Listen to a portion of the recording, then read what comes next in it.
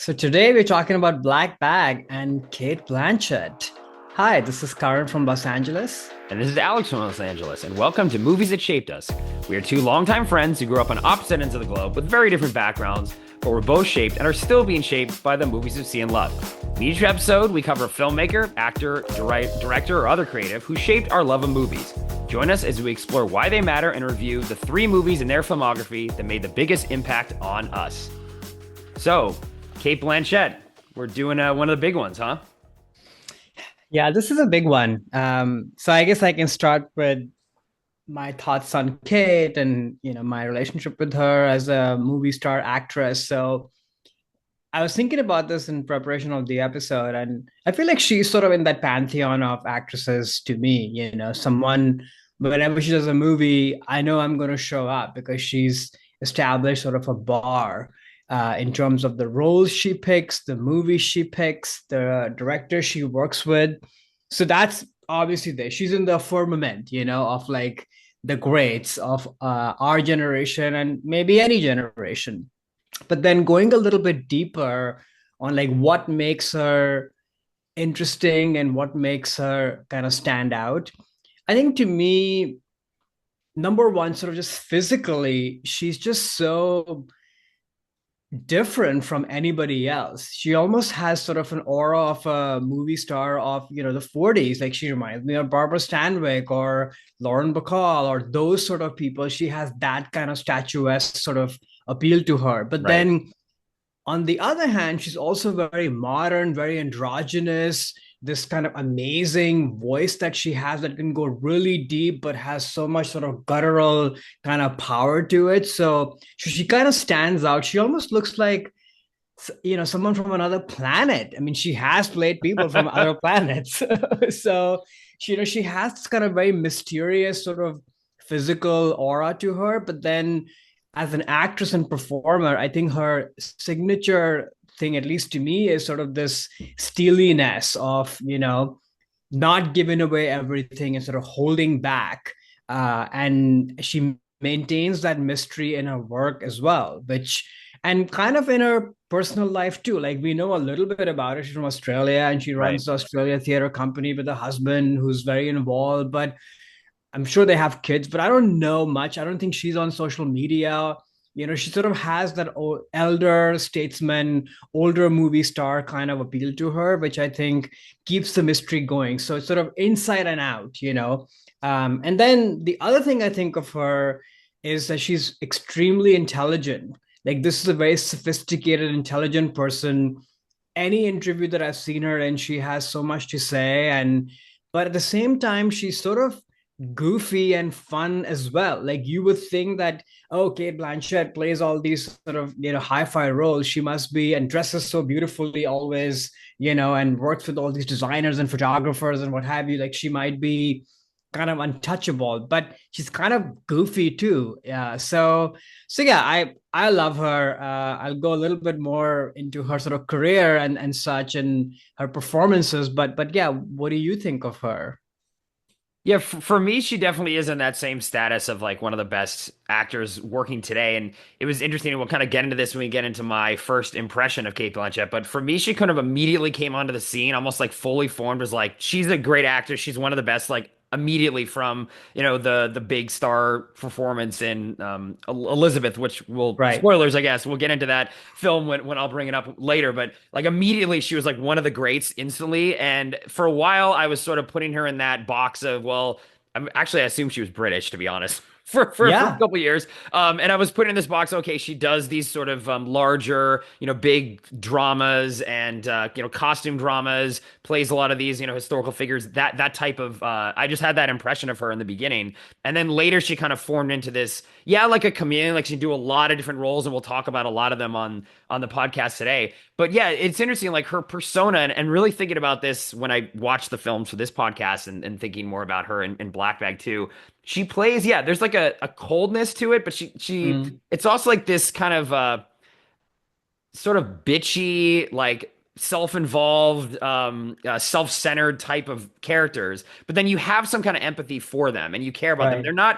They're basically villains, but they're not antagonists in these stories. She's very good at kind of like walking this line where she gives off this air of yeah, arrogance or self-importance, but Pretension. and yeah, exactly. And it's like, oh, I'm so great. And look at me. I'm like the most perfect person, even though they're incredibly flawed. I think that's what makes the character she plays so interesting, is because they have this arrogance to them, but actually they're not as perfect as the character even thinks that they are. And that is what she does so well. And I think the last, like, especially 10 years of her career, that seems to be the highlights of what she's done, even when it's something like a Marvel movie. Like, she plays a god who thinks she's perfect and trying to get Right. revenge. And she knows how to run Asgard, and some of the other movies will cover like Tara and Blue Jasmine. It's these very similar types of characters, and I think that is a very hard thing to do without just always being a villain. Yeah, she was a villain in Thor, but she was a sympathetic villain. But I think that is really her skill now in terms of the on-screen persona, or at least how I read her. But yeah, she's definitely one of the greats, and all the things you said about her physical uniqueness, I think she's very old school Hollywood in that sense, and I love that. Any kind of there's a star nowadays who can harken back to that old era of like 30s and 40s real movie star qualities. I think she's one of the few people that can do that, especially physically. She kind of inhabits that, which is really fun. Totally.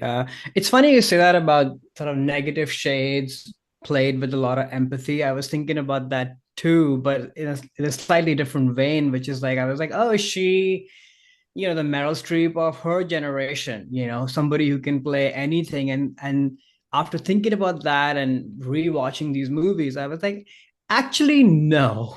Right, And right. part of it also obviously is, what is offered to you and, and such. And it's sort of difficult to choose whatever you want. But I think there's that negative shade played with empathy part that you were saying. I think the other part is that I noticed that pretty much every movie of her, she's the character she's playing is pretending to be somebody else. Mm, And there's like mm. a mischievousness and deviousness to that. Or she herself is playing like a well-known historical sort of character.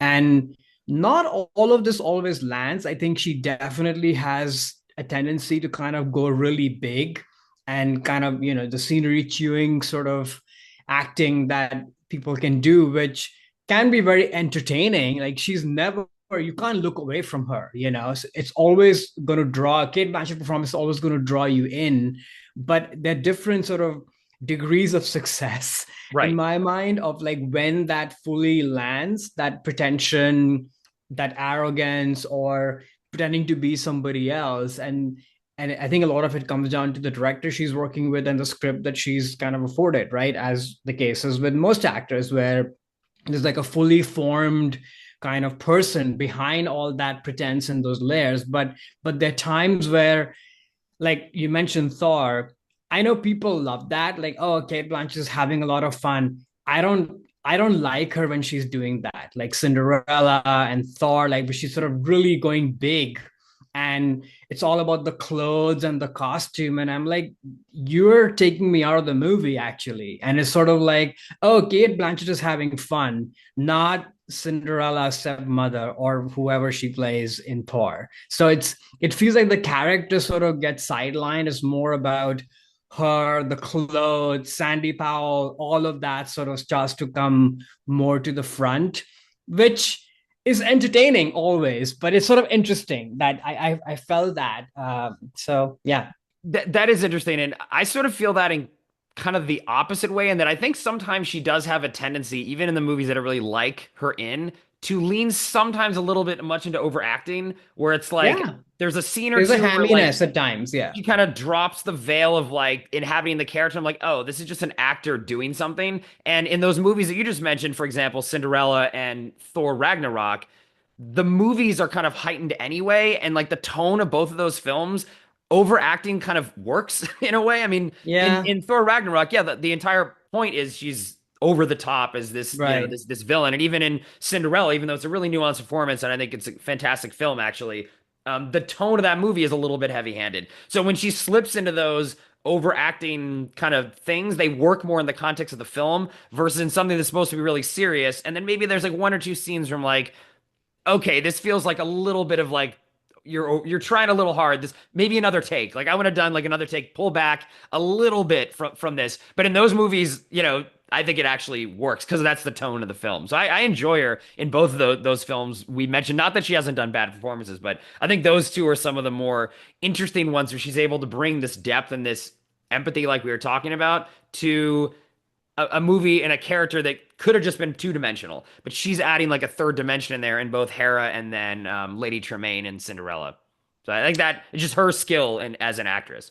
Yeah, I hear you. At the same time, I still find them a little too distracting and maybe a little too much. But like I said, she's always entertaining. I will always show up. And then when she kind of meets that perfect fit of script and director and what have you, when it sings, it just really sings. And some of the performances that we'll get into, I don't think anybody else can play them actually. Right, So right. that's sort of a really really tall order.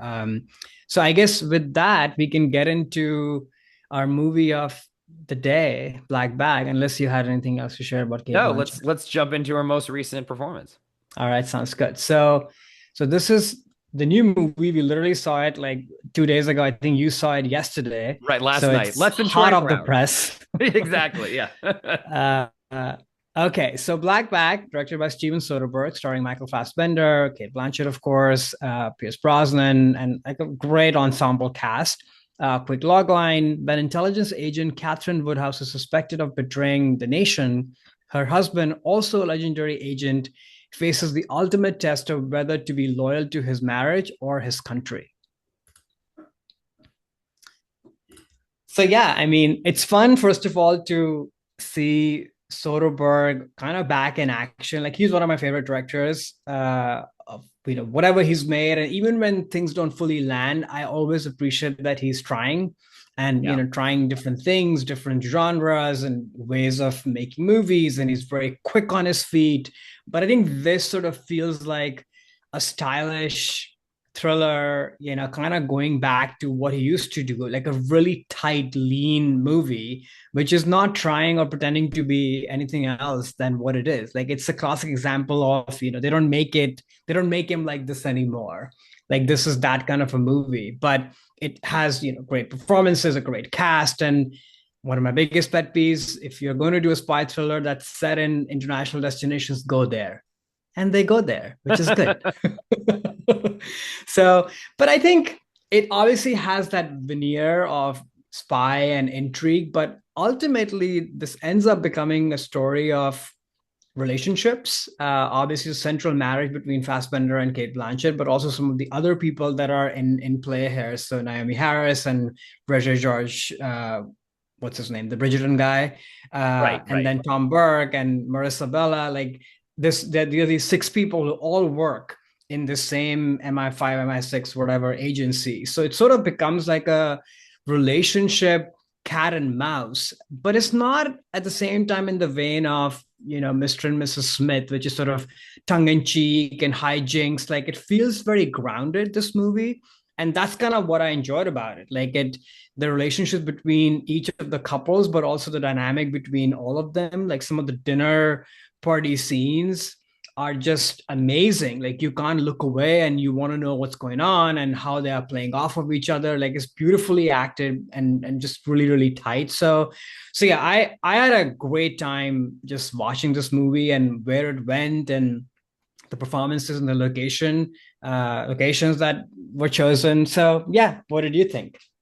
Yeah, I also really enjoyed the film. Much like you, I'm a huge fan of Steven Soderbergh. I think it's like his 35th or 36th movie, so he's very Wow. prolific, always experimenting, trying different genres, different styles. But what I love about him, and maybe one day we'll do an episode on him, is he shoots his own movies, so he is Yeah. his own DP under a pseudonym. And much like Michael Mann, who we've covered in the past before, like just the way that he composes shots it just hits it for me. Like I could look at him filming like someone just ordering coffee at a Starbucks, and I'd be like, this is the most amazing thing I've ever seen. So the visual style, even if the movie isn't good, because he's made some movies that are clunkers, they're Right. always beautiful to look at, or at least hitting me in terms of what I want to see and something being cinematic. So I really love that, especially that opening shot of following Michael Fassbender. It's kind of I think it's a wonder actually, where he's Hmm. walking into this bar to get the information about who are the potential spies, and it's just the one long shot where you only see from the back of his head, and he's going through the different areas of this club out to the informant. I was like, whoa, like okay, cool, like I'm here for this already, and the movie just looked phenomenal. So besides the look though, I think the cast is great. And yeah, it's like not only a great sort of spy cat and mouse, and they hit all those things, right where they tick all the boxes that you want about how to find the mole and how you kind of tricking the different people to see who the person is. But I think you're right. Like to me, this movie very quickly developed into a movie that is literally just about relationships. Now, this whole Hmm. concept in the film about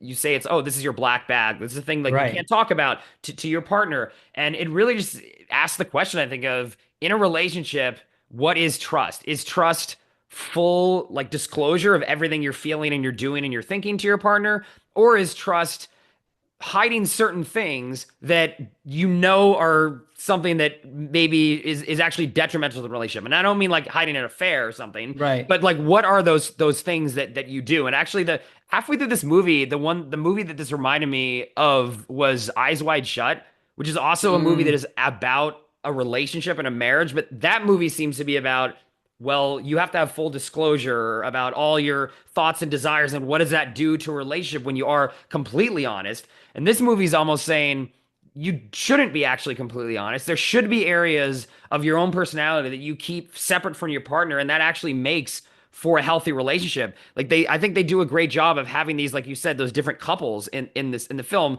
different levels of how good the relationship is, bad, toxic, long term, whatever. And I think the Cate Blanchett and Michael Fassbender relationship, that marriage that they've had is envied by all the rest of the people Right.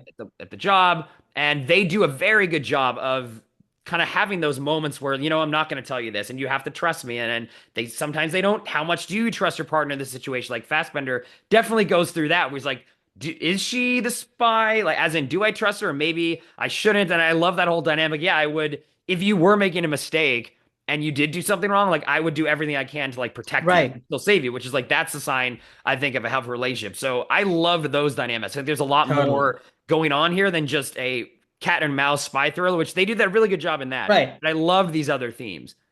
Yeah, I couldn't agree more. I mean, yeah, you could just come for the hijinks or the cat and mouse stuff, whatever. But I think what you'll be surprised by is this. It's funny you mentioned Eyes Wide Shut. The other movie it made me think of is Phantom Thread because it's sort of Yes.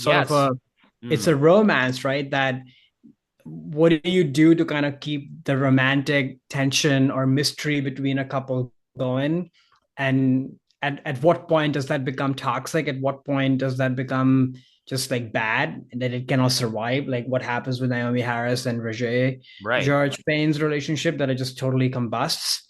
Versus this is sort of a, I don't know if balance is the right word, but Fassbender and Cate Blanchett's relationship has like that perfect sort of balance. It's still walking a very narrow line or a thin line, but they somehow make it work. But that's sort of what keeps the love going, I suppose, because they're both on the same page, just the way in Phantom Thread, like the couple, they know, like he knows Daniel Day Lewis that he's being poisoned or he Right. will be Right. poisoned when and then he'll fall sick and then she'll take care of him and the balance will be restored, and then once he's better then he'll go back to being the annoying sort of dominating guy he is at times. So I guess That's it works for some people and it works for these people in this movie. Yeah, that's a really good point. I didn't think about it as the concept of a black bag also keeps the passion alive. Like Right. it seemed like there was a lot of their relationship was the most sexual in the movie when they were Right. doing these little bit of like, oh, where's this movie ticket from? Or oh, like, what would you kill for me? Like those elements was when their relationship was the most physical. So I think you're Right. right. I think there's that element of it too. It's like, is that something that you need in a healthy relationship just to keep the passion going? There's got to be Yeah. a little bit of mystery in there somehow, and they obviously part of their job is to have mystery. So I think that's why that they can do that more easily in the like sort of the conceit of this film. But it is just it can be applied to any relationship. I think you need a little bit of that mystery, that little black bag A stuff little to keep spice. keep some spice. Yeah, exactly, to keep that spice going. Absolutely. And then to your point of the look of the movie, yeah, it looks amazing. My only thing, and I think Soderbergh has done this before, where everybody has like a sort of a glow behind them and everybody's sort of softly lit. That was sort of interesting. It took me a little bit to sort of get used to that, especially in rooms and office rooms, which are like really brightly lit, like fluorescent light from the top. And then you Mhm. have somebody kind of backlit, I suppose, with large windows, and they have sort of this soft halo around them, which kind of decreases the contrast of the movie. I guess it's just playing with expectations, right? Because with a movie like this, you expect sharpness and you Right. expect kind of high contrast, and maybe that's what he's playing with. I don't know if that sort of struck you in any way or no. It did, and I thought the exact same thing. I think it's just a way that it makes it more visually interesting because it's not something you expect from this type of movie. You Right, expect it to look more like a Bond or a Bourne or something. If it's a spy right, thriller, right? You kind of see everything because what is actually going on. Whereas I think this made it's like almost like classier. It felt more like right, a relationship drama in terms of how you would shoot, like an urban relationship drama, which really most of the runtime is that. I think the two standout scenes for me in this movie were those two dinner parties they right. had. The first one where I'm like, this is so interesting, like how they're It's so playing good. those games and things. And he has the truth serum that he's already given them, so there's that other element that is a little bit Right, heightened. He's drugged them all, so they're a little more truthful. But I love that about like the things. It's like opening up your black bags in a way. And exposing that these things that maybe should be kept secret to keep a relationship healthy. And then obviously the second, that parallel second dinner scene where they reveal, that's more of like the spy version of that scene, I think, right. where they basically the bad guy is revealed and you understand what's been That's going a on. very But Poirot like scene, actually. That it okay, is. everybody is now back in the room. Yep. Let's talk Yep. through it all. Yeah, Exactly. I love that. And maybe we should give a shout out too to David Kep, the screenwriter of this. I think the yeah, screenplay was just really tight sure. and lean and fun and can tick the boxes but has these other layers. This is their I think it's their second collaboration this year. They've worked together. They had another film presence in horror, Right. sort of psychological horror film in January. So I think this is a great partnership. Oh, yeah, and they also worked together in that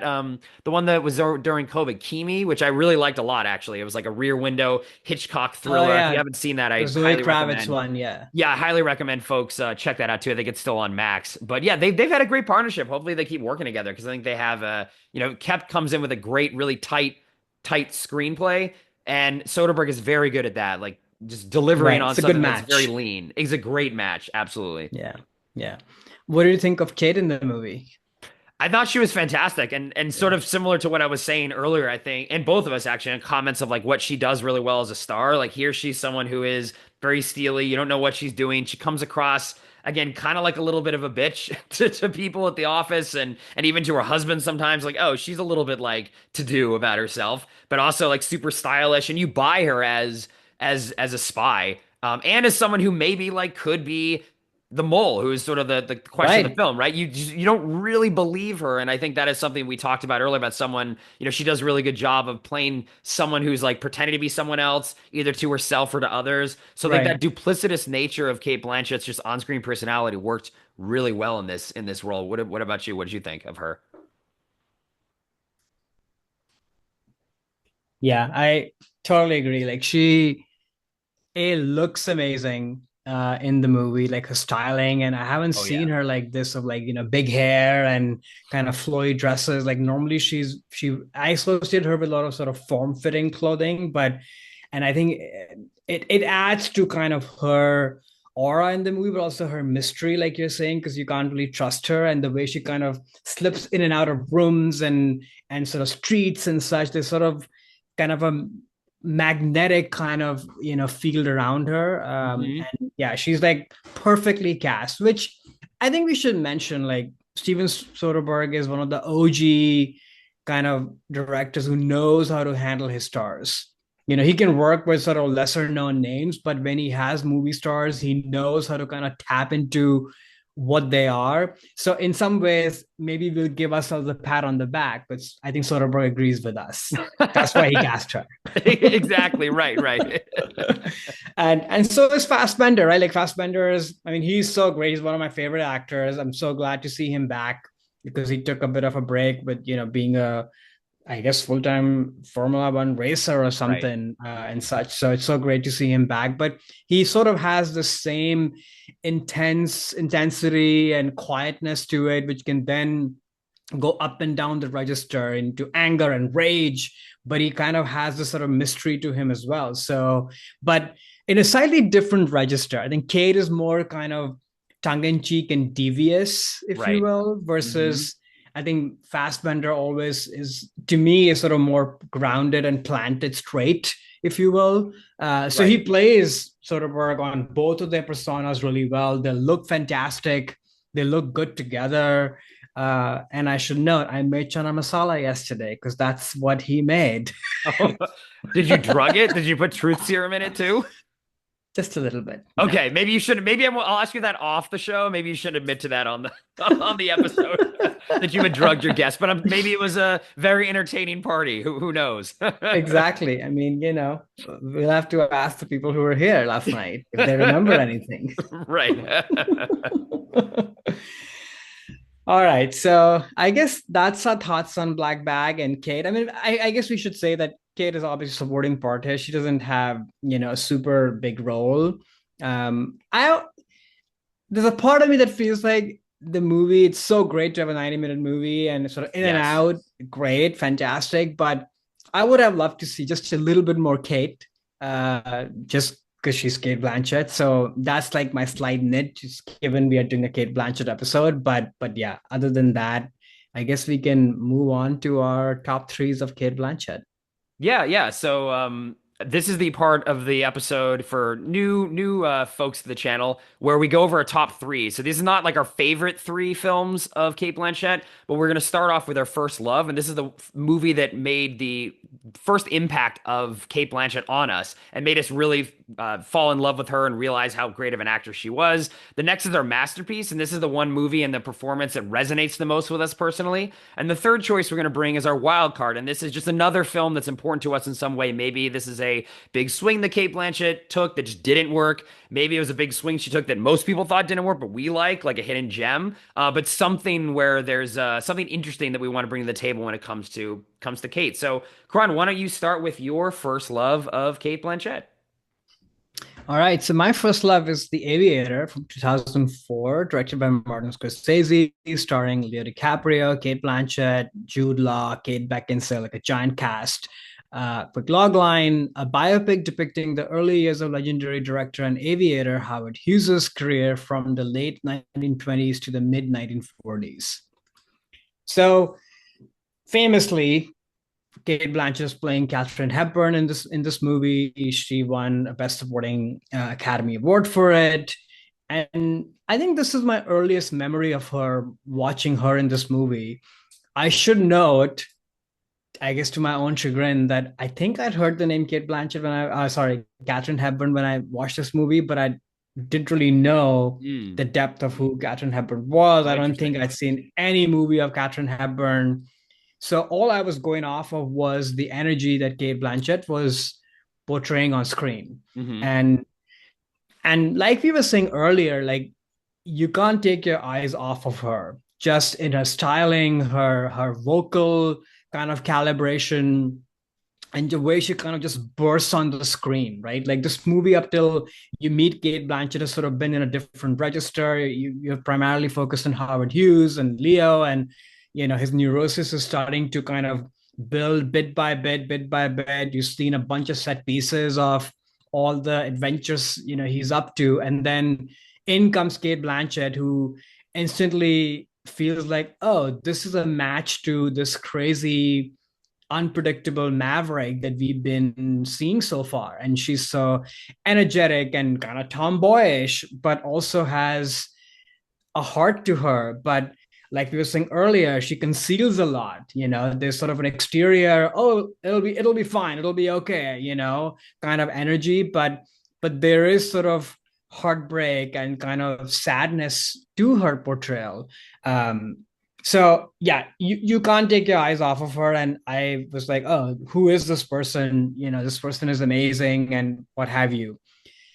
Later on, as I watched more of Katharine Hepburn's movies and started to kind of get into her and appreciate her and then admire her for her screen persona and the movies she made and her amazing career over decades and decades. I think my eventual take on Cate Blanchett's performance is that yes, is very entertaining, but it is a glorified impression essentially of Katharine Hepburn. And I think kind of what we were saying earlier, I think it does go in that territory of sort of hamminess.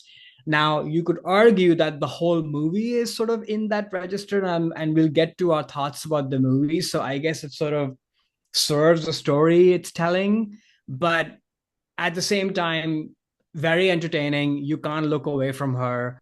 So I'm glad that this was my introduction to her. Is it in my pantheon of best Kate Blanchett performances? Probably not. What are your thoughts on Kate in this movie? Yeah, so I had seen this when it came out, and unlike you, had known Katharine Hepburn, seen her movies before. So I actually was going into this expecting, actually not really know what to expect, though. Usually in movies like this, I find the actors, when they're portraying older, especially actors, it can come Right, across as like a caricature and more like a right, Warner Brothers cartoon as opposed to an actual person. And I right, actually think she comes across really well in this movie. And while, yeah, like Katharine Hepburn is easy to fall into a caricature just with the voice and the mannerisms and how she moves and walks, I think Kate did a really good job of walking a fine line where you know that's Katharine Hepburn, but you also know that it's like a person too. And there's some moments in the film I think she does a very good job, especially there's a speech that she's giving to Leo DiCaprio where she's basically saying, look, we're not like anyone everybody else, Howard. Like right, we're different. We have to recognize that. And that is a very humanizing moment for right, Hepburn when you kind of get to know her as a person and someone who's dating, another very famous I guess I'll call him a celebrity right. businessman, tabloid star, if you want to call him that too. And I think that scene, especially, I was like, oh wow, okay, so she is not just doing an impression of Katharine Hepburn. And I think you're right in the sense of like she brings so much energy to this movie, and it's a long film. She's not in it a lot, but the parts that I enjoy the most about the movie are the scenes with her in it. With her in it That is either true. as the Hepburn character when they go to like her parents, because Katharine Hepburn Right. came from like extreme wealth and money and like privilege, and going back to the her parents and understanding where she kind of came from, and that scene is great. And then when she Yeah. kind of falls out of the movie because it's obviously a Howard Hughes pick, and she kind of comes back at some point later in the film, but there's a long stretch where she's not in it. The movie kind of drags. I mean, I'm not a big fan of the movie. We'll get into the full thoughts of the film in a sec, but she's definitely the best parts of it, I will say. And just I can see why she won the Oscar, honestly. I think this is not an embarrassing Oscar win and one that she should No. feel satisfied with. I mean, no, it's not her best performance. There's maybe like half a dozen others that I would put above this one, but I think this is not a we're just giving it to you because you played an actor who we really like and respect, which can No, sometimes I happen don't think too so. with Yeah. the Oscars, Yeah. So no, I Yeah. think this is a great first introduction to her. And again, very interesting that you saw her performance before really knowing Katharine Hepburn and that it still worked for you, which is good. I think that's a testament to Kate. Exactly. Yeah. And I agree. Like, she's the best part of the movie. Like, you miss her. Like, that's sort of Yeah. the classic supporting actress win or supporting actor win. Like, when they're off screen, you miss them. So I Hmm. think she definitely nails that. I would agree. I think this is also true for Kate. We should have mentioned up front. Like, she does have a tendency to go big, but then when she really dials it back and goes small, like in that scene when they are Hmm. kind of, I think, in the bathroom, and I think Leo is sort of hurt and she's sort of helping him out. And that's when she says that, we're not like other people. Like, Right.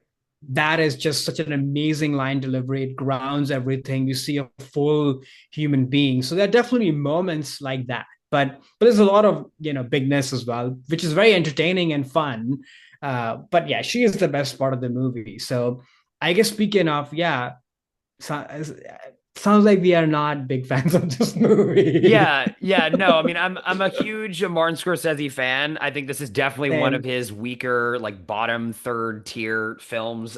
I think there's some things that are interesting about it. Like I love the look of the film, how he tried to basically make it look like a old sort of like three-tone Technicolor film in terms of the color grading is very kind of bizarre. Like the grass almost looks like blue green as opposed to natural green. Like everything's kind of heightened in that way. And there's a lot of interesting just choices he makes to make it kind of harken back to this, golden age of Hollywood for him, at least in the 30s. But I think the biggest issue I have with the film is honestly Leo. He Scorsese was the second film he worked with Leo after Gangs of New York, and I think what's so fascinating about Leonardo DiCaprio, and maybe we'll do an episode on him, so I don't want to get too much into Hmm. this, but I thought he was not that good of an actor for a long time, and we got to see over 20 years him develop and grow in his skills and become just an incredible actor now. But this is sort of a phase where I feel like he was in a role that he couldn't really handle, that he didn't have the talent yet and the star power as an actor to pull off something as complicated as this.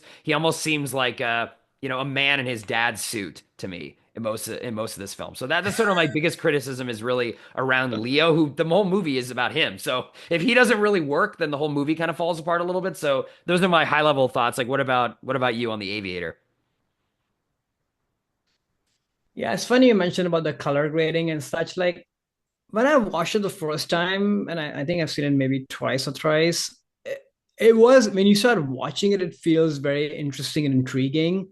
But when I think about the movie afterwards, that whole color grading and everything just makes it sound so feels so heavy-handed, and I have no intention of going back and spending time just looking at that. I don't know what it is about that whole treatment that it makes it feel just too heavy, which I think is, I don't know how much of that was intentional because this character is sort of very heavy-handed, but I agree with the Leo criticism to a point, but I think it's also a Marty criticism, sadly, who's one of my favorite directors. But the movie feels very heavy-handed.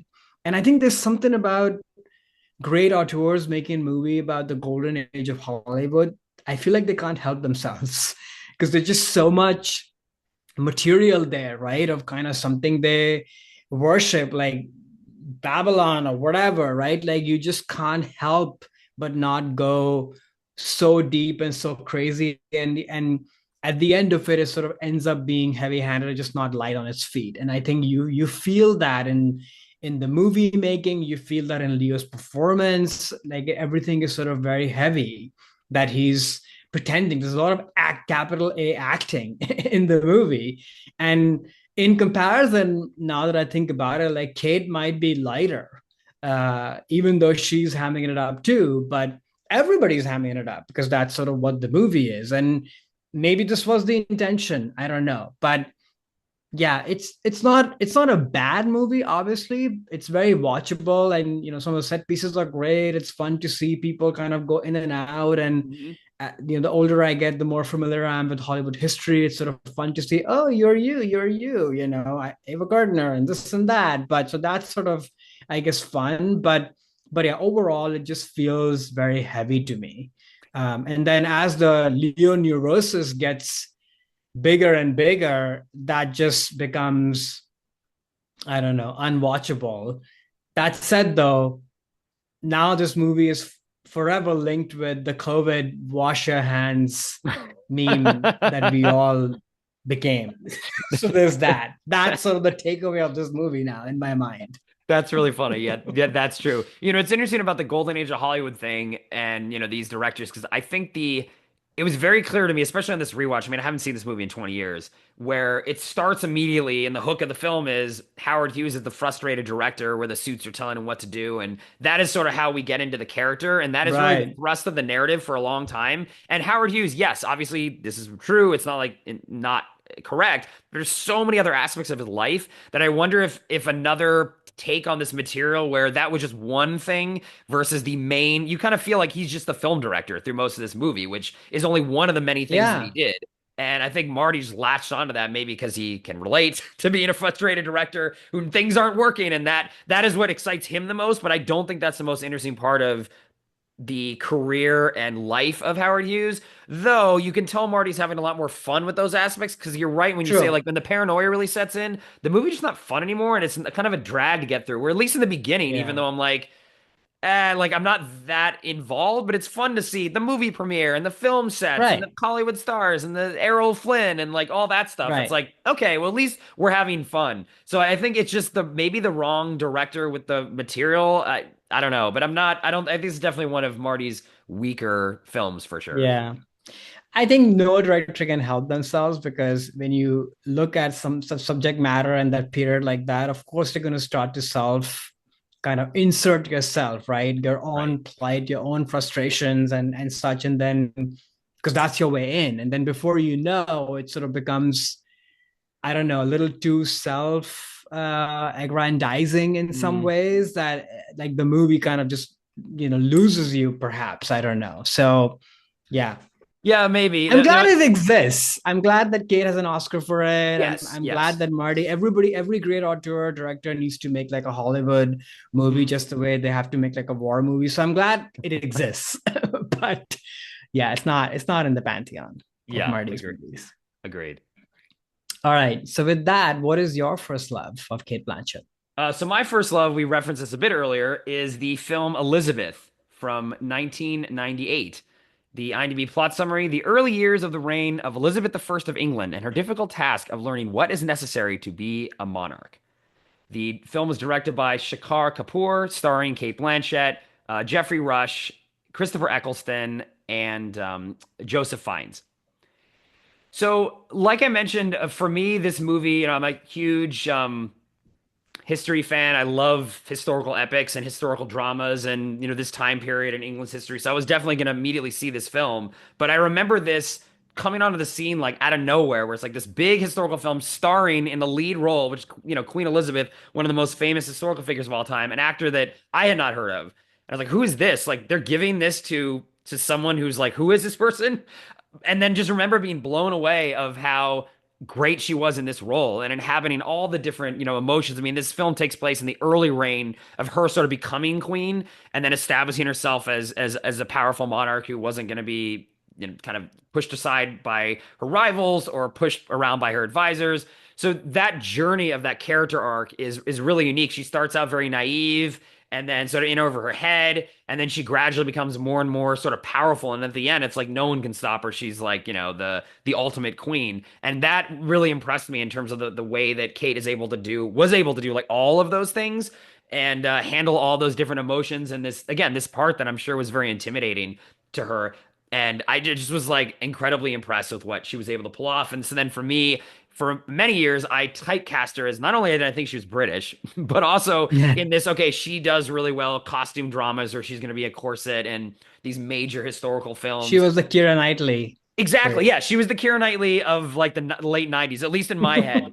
She was. I mean, whether that her career, maybe you could argue that she actually wasn't that, but because this film Not at left such an all. impression Yeah. on me at the time, that is what, I always interpret her as. And I remember too, Oscar night being very angry that she lost the Academy Award for Best Actress to Gwyneth Paltrow, even though I do like Shakespeare in Love and we covered it on this podcast in a previous episode. But I think Cate Blanchett was just so good in this film, and to have a performance like this so early on in your career, it was just really impressive to me. So it kind of out of the gate cemented me as this is an amazing actress that we have now that I'll be watching for decades to come. So that was my impression with Kate in this film. What about you? How did you come across this movie, and what was your impression of Kate in it? Yeah, I had not watched this movie until a week ago. And which is sort of I guess a shame, which I would admit to, because the director of this movie is an Indian director, Shekhar Yeah, Kapoor, yeah. who, I grew up watching his Bollywood movies, and Oh, some of those movies are in the pantheon of Bollywood movies, especially one movie called Mr. India, which I highly recommend if you can find it. It's like a really fun movie, but just, a lot going on in it. But for whatever reason, I just never watched this movie, and then it sort of just got away from me. So it was really fun to watch this movie for the first time. I agree with you. Like, it doesn't feel like this is Kate's like big, first entree into a movie like this, because she feels so fully formed. yeah. And you're right, like there's just so much that she has to do in the movie. And I think my favorite part is when she is kind of in the middle section of the movie, where she's sort of really, going at it and sort of feeling her power and all of that. Like, that's just really fun. And it's hard to not talk about the movie in regards to the performance, because the movie surprised me. I'm Hmm. not sure in a good way, but like not what I was expecting. Like movies like these are usually very stately, they're understated. This is a camp Yep. riot, essentially. And I think a lot of it has to do, of course, with how it's sort of mounted and directed. But I think it's also her. Like everything that we were saying up to this point is really on display here. Like she's definitely, I don't want to say she's hamming it up, but she's kind of really chewing the scenery and you love her for it. And it's almost kind of surprising like, oh, we're doing this in a movie like this. Is that allowed? Is that possible? Like that's sort of the feeling I had watching this movie. um and again, this is not so much her fault, but perhaps just the director or maybe even the producers, that who knows, this movie was chopped up. Like this is not a Harvey Weinstein movie, but it could be. I Mm. kept thinking of him like, oh, did he have his hands on this movie? Because in those three segments of her being sort of naive to then feeling her power to then kind of settling in, the shifts are actually quite abrupt. Like from act one to act two, we literally see her being nervous and rehearsing her speech to the entire court after she's become queen. And then she comes there and she's flirting with everybody, totally confident, totally. I'm like, oh, who's that? What happened over here? So I found this movie quite jarring in that sense, partly in her performance, but also how it's sort of put together. But at some point, I just was like, okay, this is just a camp riot. And she's having a lot of fun in it. She looks great. The costuming is great. Like the production design is amazing. The only person that I sort of expected to be in a movie like this is Jeffrey Rush. Like, the promise he's giving Yes, felt yes. right to me. That, Yeah. oh, okay, you are in the movie that I expect this movie to be, but also playing with the other tones of the movie really well. Like he steals the movie in my mind. Mm. But I love watching Kate too, but it just felt very uneven as a performance. But maybe that's just how the movie is. Yeah, yeah, maybe then to get in more into the movie. That is Yeah. actually like you said, it's not what you would expect from No. a Elizabethan drama. You'd expect more of like a Merchant Ivory type of very staid performances, quiet stuff, no moving cameras, not much editing.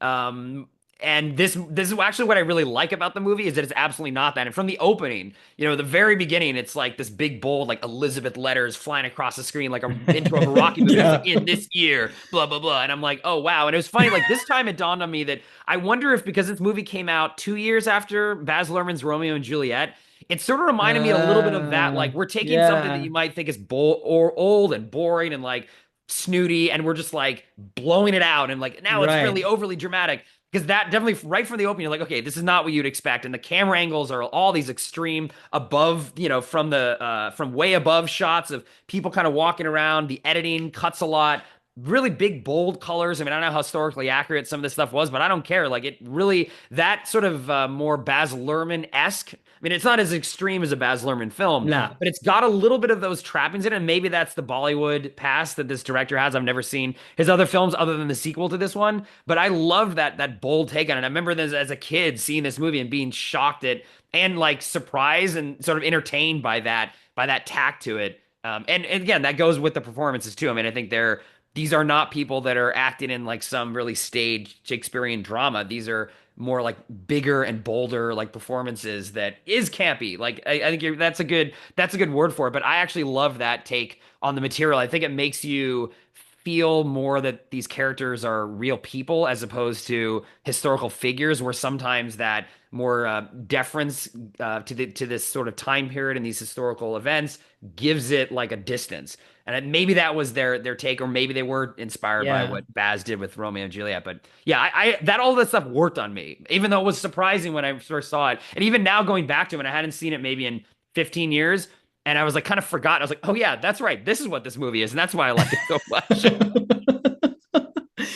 Yeah, I agree with you. Like it's great to kind of play with the format and make it entertaining. I think the only thing is that I wish it was just more seamless in terms Mm, of how it narratively moves, and you really see the tonal shifts, and you can see the seams right. of the movie. If you're going to do it big and camp, like do it across the board. And I think it sort of dips and then goes up, and that's the part that felt just a little bit I could feel like my back was up a little bit as I was watching this movie of like, oh, what's happening? But yeah, overall, it was super entertaining. And I would much rather watch this as opposed to, well, who am I kidding? I will watch the stately Yeah, yeah, merchandise I release wasn't, yeah, I'm movie. not I knocking love those. that. Yeah, yeah, yeah. But it Yeah. was fun. Yeah. Yeah. Yeah, the other movie, interestingly enough, that I when I saw this again, I hadn't seen it in a while, that immediately reminded me of was Casino Royale, where it's like that movie's Oh, about James Bond, like how he gets sort of betrayed by women in his relationships, and that's why he's so kind of like steely and distant at the end. And this movie is sort of kind of using that same tack of she had all these relationships. Sometimes she's in love with this one guy who ends up betraying him, and now she's going to be the virgin queen, and she's swearing off men, and now she's just this right. like head of state, and she's put up this armor like Bond has to do with in Casino Royale, and it's like you're sort of explaining the character of like the origin of the virgin queen was all these relationships she had in the same way that Bond and Vesper and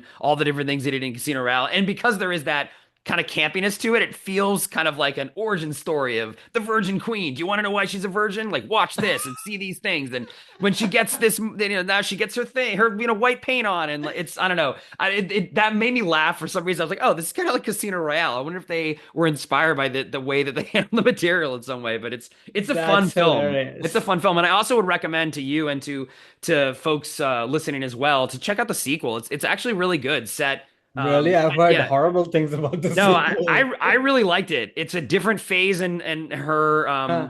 Queen Elizabeth's reign that is more a lot more battles and more war stuff, and you can see her as a Mm. warrior. And I recommend it.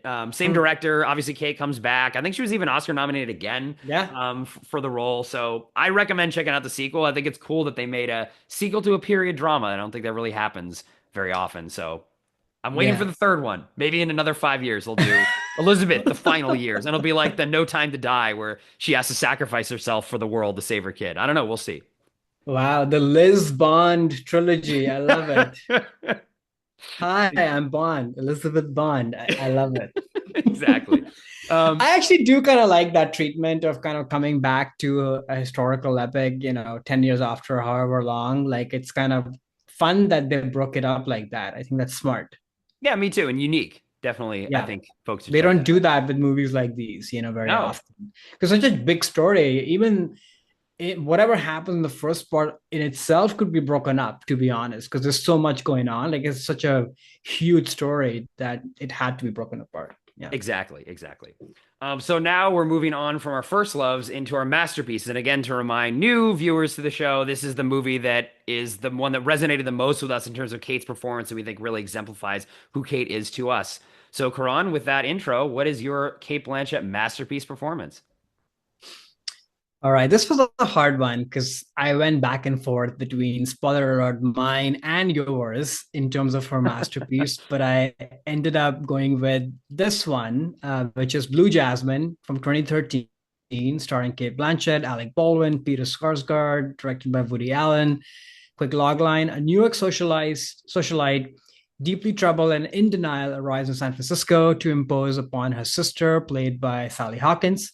She looks like $1 million, but isn't bringing money, peace, or love.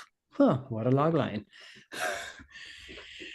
So I watched this movie when it came out, and to be honest, my first impression watching the movie was that this is A lot, and B, like Kate can do this in her sleep. And what's the big fuss about it? Why is she winning all the awards, leading up to the Oscar, and then she wins the Oscar as well, of Right. course. Hmm. And and this is also, me much sort of newer and younger in my Oscar fanaticism and understanding all of it and such. So, but I watched this movie several times since, and I've come to appreciate what she does, but also the movie as a whole so much more, to the point that I think it's sort of a masterpiece, masterclass performance, because there's just so many layers to what is going on with her. Like, yes, on one hand, it's this sort of ham it up, up there performance and all the ticks and all the issues she has. But I think what you end up walking away with is the depth of a broken person, and also somebody who knew all along, spoiler alert, that her husband was, not the best guy, but she sort of played along because and just chose to look the other way. So I think there is an element of guilt towards what she did, an element of guilt towards her sister and her estranged stepson, um, but also just a lot of bitterness and brokenness to have lost everything she had, and now trying to kind of piece it all back together. It sort of comes back, but it doesn't. And you see this person sort of fighting. And when I say it like that, and for somebody who's not watched this movie, it might sound like, oh, this is like a totally dreary and drab movie. Instead, she makes it entertaining and empathetic at the same time, which is why I think this is one of her best performances, if not, yeah, it's sort of in the top tier in my mind, because it's such Mm. a high wire act. Because otherwise, a character like this in anybody else's hands either would be laughable or unbelievable or unwatchable because it would be just so much. And she just makes it fun is not the right word, but she makes it very watchable. Like you empathize with this person, you judge her, you also hate her, but you also end up being empathetic towards her. And it's such a high wire act. So yeah, that's why this is my kind of masterpiece. Had you watched this movie before, and what do you think of Kit? Yeah, I'd never seen this before. Again, longtime Oh, listeners know I'm not a Woody Allen fan, so I tend to yeah. avoid at all costs anything that he does. Though we did a full episode on him that you can Yeah, go back and listen to that. So, I think it's not that I completely discount everything he's done and you can hear my full thoughts there, but that is why I had not seen this movie. So I didn't really even know. I knew the basic premise of what it was about, but yeah, I can definitely see why this role like suits Kate so well, and that it is like again, my impression of her is playing this like very yeah, like arrogant, self-centered, sort of Karen-like character, if we can still use that word. And this is the embodiment of that, where you don't, for the longest, actually for most of the runtime of the film, I really didn't feel for this woman at all. And I was like, well, sucks, sorry, like these other folks of the lives that your husband destroyed, and you in a way were complicit in that too, yeah, destroyed. Like I just don't care about this person, and because she's not a nice person, not nice to other people, hard to be around. And it wasn't really until the very, like maybe last 10 minutes or even like last scene in the movie where she is completely then kind of destroyed and distraught, and all of her fake facade that or just facade that she puts on is completely stripped away. Then I finally did at the very end was like, oh, actually, this kind of sucks for her too. And yeah, it was a maybe if I go back and see this movie again, because then I'll be on her more on her side throughout the film. Maybe I'll get something more out of it. But I think it's a testament to maybe what the movie is trying to do, first of all, but also to Kate in how she portrayed this character. Where in the beginning you see these tics she has and these neuroses, and you sort of write it off as, oh, this person is like annoying. Like why, she takes it's like self-pity. There's so much self-pity in hmm, there that is very hard for me to have empathy for people that are like that. But then when you see how just destroyed she is at the end of the film, and just sitting there on that bench or whatever, sort of like rambling yeah, like a crazy person who needs to be, get medical attention, like serious like mental health issues, then it's like, oh wow, like this is you really see the hurt that this person really put on themselves and the guilt like you were talking about. So I think that is the end of the movie kind of sold me on it. Like I wasn't with it through most of it. But then finally at the end, I was like, oh wow, like this is a really interesting character study, even though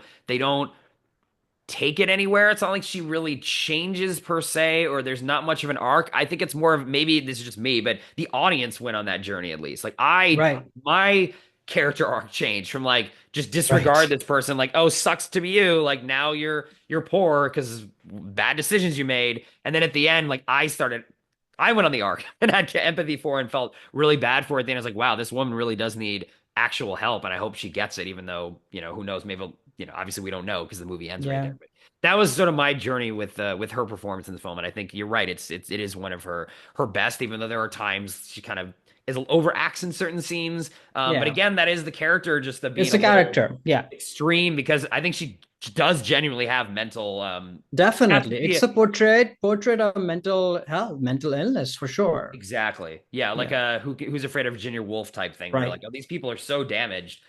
But yeah, that I'm glad I saw it finally for sure. And I can see why you have this as the masterpiece for her. I'm glad. Yeah. I mean, I don't know. You've seen this movie from Mike Lee called Hard Truths with Marion John Baptiste that came out this past year. It's sort Hmm. of is in a similar register versus, I mean, there you don't get any backstory. I have no clue of why this person is so hard to be with, hard on herself, hard on everybody around her. But it sort of has, it made me think of that movie a little bit. Like it's just a character study and you're on the ride with this person. Hmm. But to get in the movie a little bit, I think when Woody gets it right in terms of writing a character, but also kind of putting together an ensemble around it, it kind of really shines. And I agree with you. Like it didn't all hit me the first time. I watched it a couple of times, and that's when I started to understand just her, but also just the milieu this movie is set in, like all these relationships that she has with the husband, Peter Skarsgård, who she meets later, but then specifically the sister relationship, like that is such a critical key relation of the movie. Yes. They're both adopted. They both have just very different views on life and the kind of lives they've led. And and you could say that Sally Hawkins, who plays the sister, is sort of maybe quote unquote the comic relief of the movie or the lighter kind of touch of the movie. But I think it's just so critical because if you just have Kate's character going through the journey that she's going through in the movie, which is, like you said, not much of an arc, I don't think you'll fully, A, it will be very hard to watch, harder to watch. B, I just don't think you'll fully get the impact of the harm she's causing to other people and herself. And I think Sally Hawkins' character is a great foil, I think, to Blue Jasmine and Jasmine, I suppose, of like this person is a lot more forgiving. And it's almost like Woody is sort of showing through his writing that, yeah, this person didn't have much either. In fact, whatever they had, they lost. Right. But Right. they sort of are able to move forward with it and kind of stand tall on it without having much. In fact, when she comes back in their lives, Cate Blanchett, things starts to go a little bit awry and haywire, even for her sister, because there's something about this influence such a person. And we've all known a version of this person, not to a degree that Jasmine is, but somebody who's sort of, they are unstable, but they're also very seductive. And somehow you kind of want their approval because they sort of have this sort of upper hand in everything. And for some reason, they have declared that I know what's right, what's in, what's out, what have you, and you start to kind of follow that for a little bit until you find that, oh my gosh, no, no, no, what am I doing? Like I'm okay, I have what I need. And so it's fun to see Sally Hawkins's journey throughout this movie as well. So yeah, I think this movie is so well cast and it's a tight script, it's a very tight ensemble, and nothing is really wasted. Like whoever Right. comes and goes in the movie just feels really purposeful. So yeah, Yeah, curious yeah, I how think you thought about that. yeah, I think the sister character definitely is critical and just sort of the parallels between Yeah, both of their lives were destroyed. Obviously, both of them by Alec Baldwin, her ex-husband, right. but also you can see Sally Hawkins has a relationship with her kids, even though there's a divorce, has an ex-husband. Unfortunately, that marriage seemed to be ruined by what happened with Alec Baldwin's character and them losing the money. But she has Bobby Cannavale, who's fantastic in this. He's like the So best part of good. this movie. But like she is trying to find another relationship in a healthy way and has this already relationship with her kids versus Cate Blanchett's character, Jasmine. Her son is estranged, hates her, Right. doesn't get along with her son, has no one in her life. There's no friends or, romantic interest really, even though for a while she's flirting with the one guy, but that she lies to him, so it kind of all falls apart. So it just shows that even though you go through these tragedies, both of them do in different ways, Sally Hawkins' character, the sister, is able to use her people around her to help her get through it. Whereas Cate Blanchett, I think, just because she's such a not good, nice person to be around, people then it's harder to help people like that because they're in a way more self-destructing because not only are they hurting themselves, but they put up such a wall and are so not considerate to others that they push other people away who actually could be the ones to help them. Like Sally Hawkins is trying to help them throughout the whole film, even though she Yeah, keeps getting told, "Why are you doing this? She would never help you." It's like, well, she can stay in my place. I can try to, set her up with some right. guys I know in the neighborhood, and she's doing what she can. So I think for me, I was seeing that as Blue Jasmine or Jasmine. I keep calling her Blue Jasmine. I know, me Jasmine. too. Jasmine is alone, and I think that is part of her issue and why she hasn't been able to help herself because you really do need that network around you. And I think that is what I would read the Sally Hawkins character sort of represent. Someone who Right, also lost everything, but she's able to then come back because of right. the network she surrounds herself with. And in realizing that is when you start to empathize with Jasmine, is because, Exactly. Right. that's where this person is struggling, Right. like they don't, even though it's very clear, like she was the one who was more beautiful, who had Mhm. all the money and everything. But if you don't have, to your point, sort of support from the people who actually love you, but more importantly, sort of, you know, mental health issues and sort of just self-esteem and all of those things, you're not going to get much far, in Right. life. Versus Sally Hawkins, she's the lesser, quote unquote, of the two sisters, but she ends up making much more of what she has because she has those other gifts. So it's sort of a Right. great parallel study. And it's a great San Francisco movie too. You don't see too much of the city, but where Sally Hawkins' home is, that wasn't too far from where I lived. I've definitely Oh, walked on cool. that street. So Oh, that's cool. that's always a fun thing that I think about whenever I sort of walk around that area Yeah. when I used to live there. Yeah. Yeah, that is fun. I always, as much as Woody Allen is obviously known for being a New York guy and so many of his movies are set there, I always like it when he goes somewhere else. Right. Like, how does he view, like, what is his impression of San Francisco as a New Yorker? And how does he make it also feel like a city that is alive and different and unique? And he can do that very well. And like, we reviewed one of his films in that Woody Allen episode, the Match Match Point, point. where London definitely feels like that too. So, yes, he's like a New York guy, but he can still take that same sense of place and bring it other places, except for some reason LA he hates, but whatever. Like I'll Yeah. forgive him I'll forgive him for that. Yeah, it's funny you say that. I didn't think of this until now, but I think, I don't know if he meant to do this, but there is that sort of class commentary happening here as well, right? Because Blue Jasmine or Jasmine could very easily be like a Pack Heights, like, rich person who lives in a Victorian mansion and has like a tech billionaire husband or Mhm. whatever, versus Sally Hawkins is sort of somebody, who has a much more common sort of normal life. And that is very true in San Francisco. Like there's so much wealth and innovation and people just living a totally different life in this very compact small place as compared to the majority people who are just normal, so Right. there's a little bit of that element there too, and who's actually happy and who isn't. Right, right, exactly. And I think it's interesting. Usually I find like Woody to when he class is involved, either he like kind of brushes it aside or he focuses a lot more on the upper class than the lower classes. And I think this movie was interesting that the more empathetic characters are the ones that are the working class folks that live in San Francisco. And maybe because he's out of New York, he can do that more Yeah, easily. I think so. I'm not And sure. there is, I think what makes the movie light on his feet is that there is something comedic about, oh, let's put the slightly deranged rich person in sort of a more normal class, area, Hmm. because that is a great setup for comedy. Because, and you see a lot of that when she like enters her home and she's like, oh, so cozy, and all of these impressions and things are very purposefully put in, which makes it kind of funny and watchable. Otherwise the story would be very hard to watch, I think. Definitely, definitely. So yeah, I'm glad I finally did see this film, and I didn't have an impression of what it was going to be in my head before I did. Obviously I'd been avoiding it for 10 plus years, but I'm glad I finally saw it. I think for sure, definitely with the Cate Blanchett performance, it's definitely one of her best for sure. Well, I'm glad you did. All right, let's move on to your masterpiece. So my masterpiece is the other major Blanchett film that we've referenced but have not dived into, though we'd had in a previous episode, it is Tar from 2022. This movie is written and directed by Todd Field. The IMDb plot summary: set in the international world of Western classical music, the film centers on Lydia Tarr, widely considered one of the greatest living composer slash conductors, and the very first female director of a major German orchestra.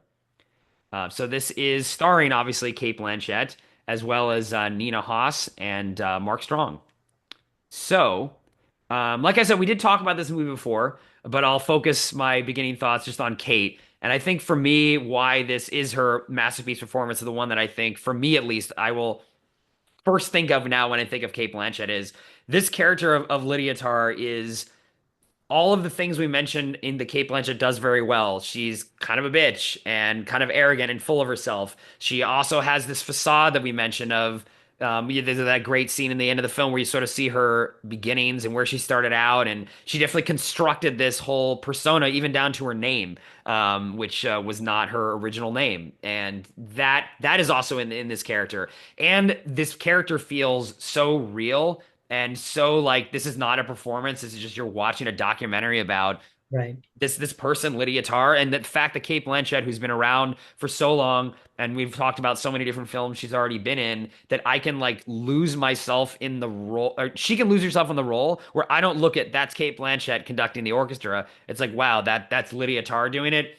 That is very rare that that happens with actors with such a filmography like this, and for me, that's why this movie just instantly, when I saw it, was just blown away by the film. But really, the whole movie just rests on Kate's shoulders. This, if this person who was acting in as Lydia did not was that not able to pull this off, this movie would not work at all. There's a lot going on here. We'll get more into the film, but for me, like shouldering this entire movie, you bringing all the things that she does so well and just nailing them all is why this is like the ultimate Kate performance to me and the one that I regard as her masterwork.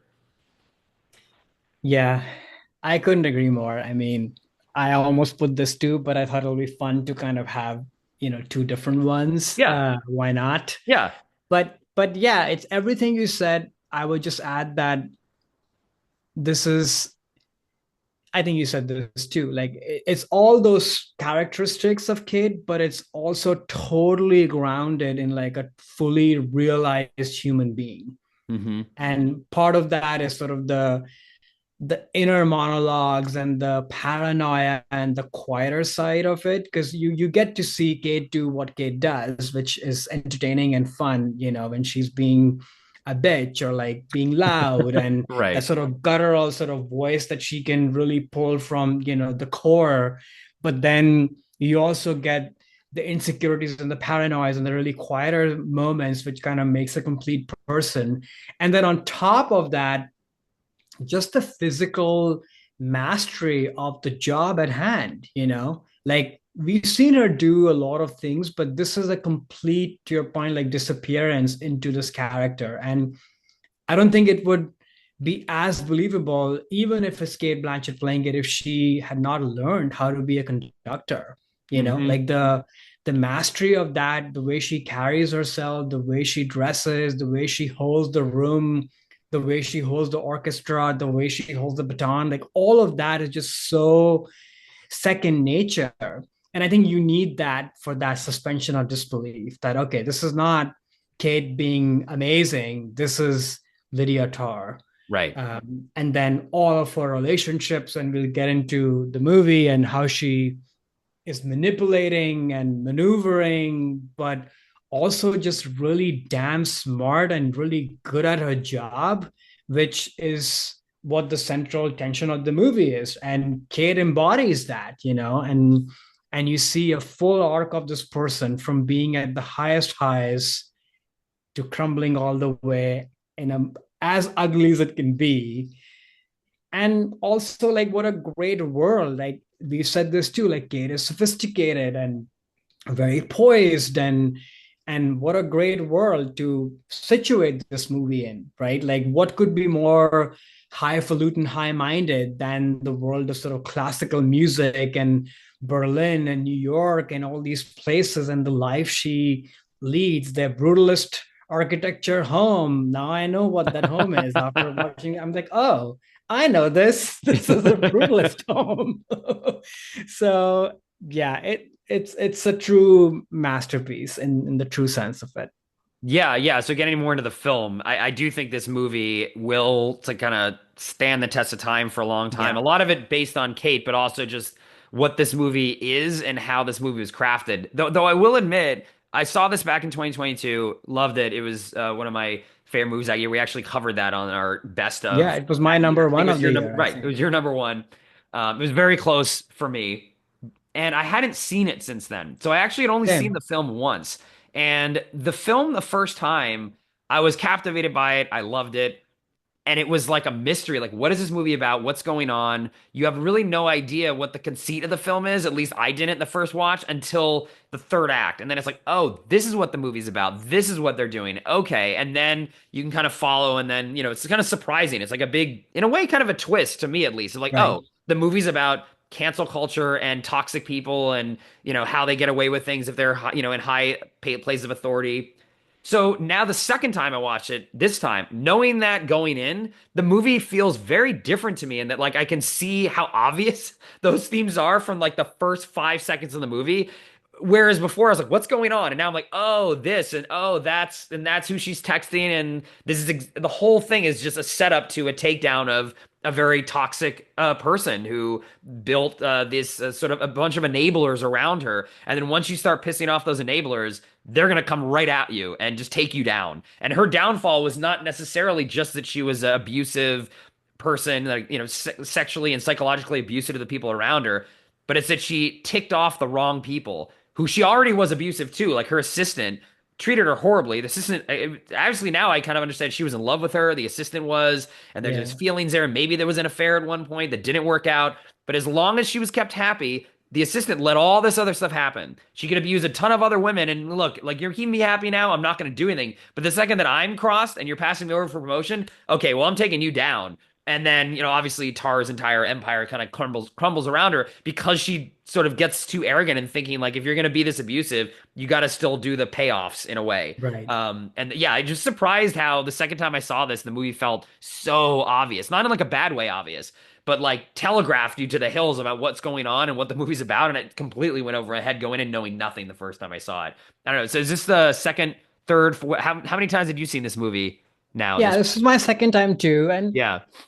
I got all those themes and such for sure, but I will say that it was a much deeper experience because I think the first time when you watch it, you're so lost in the world, and Yes. they're also sort of like supernatural kind of elements in there. So you're sort of wondering about that, but very quickly you realize no, that's not the case. It's just we're seeing the crumbling of this person and such. It's all imagined, and Hmm. and she has sort of this hearing thing because of what she does anyway. So that's sort of playing on her as well. But yeah, it was a much deeper experience of seeing like, yeah, you're right in for the ride right from the very get-go, Right. like you said.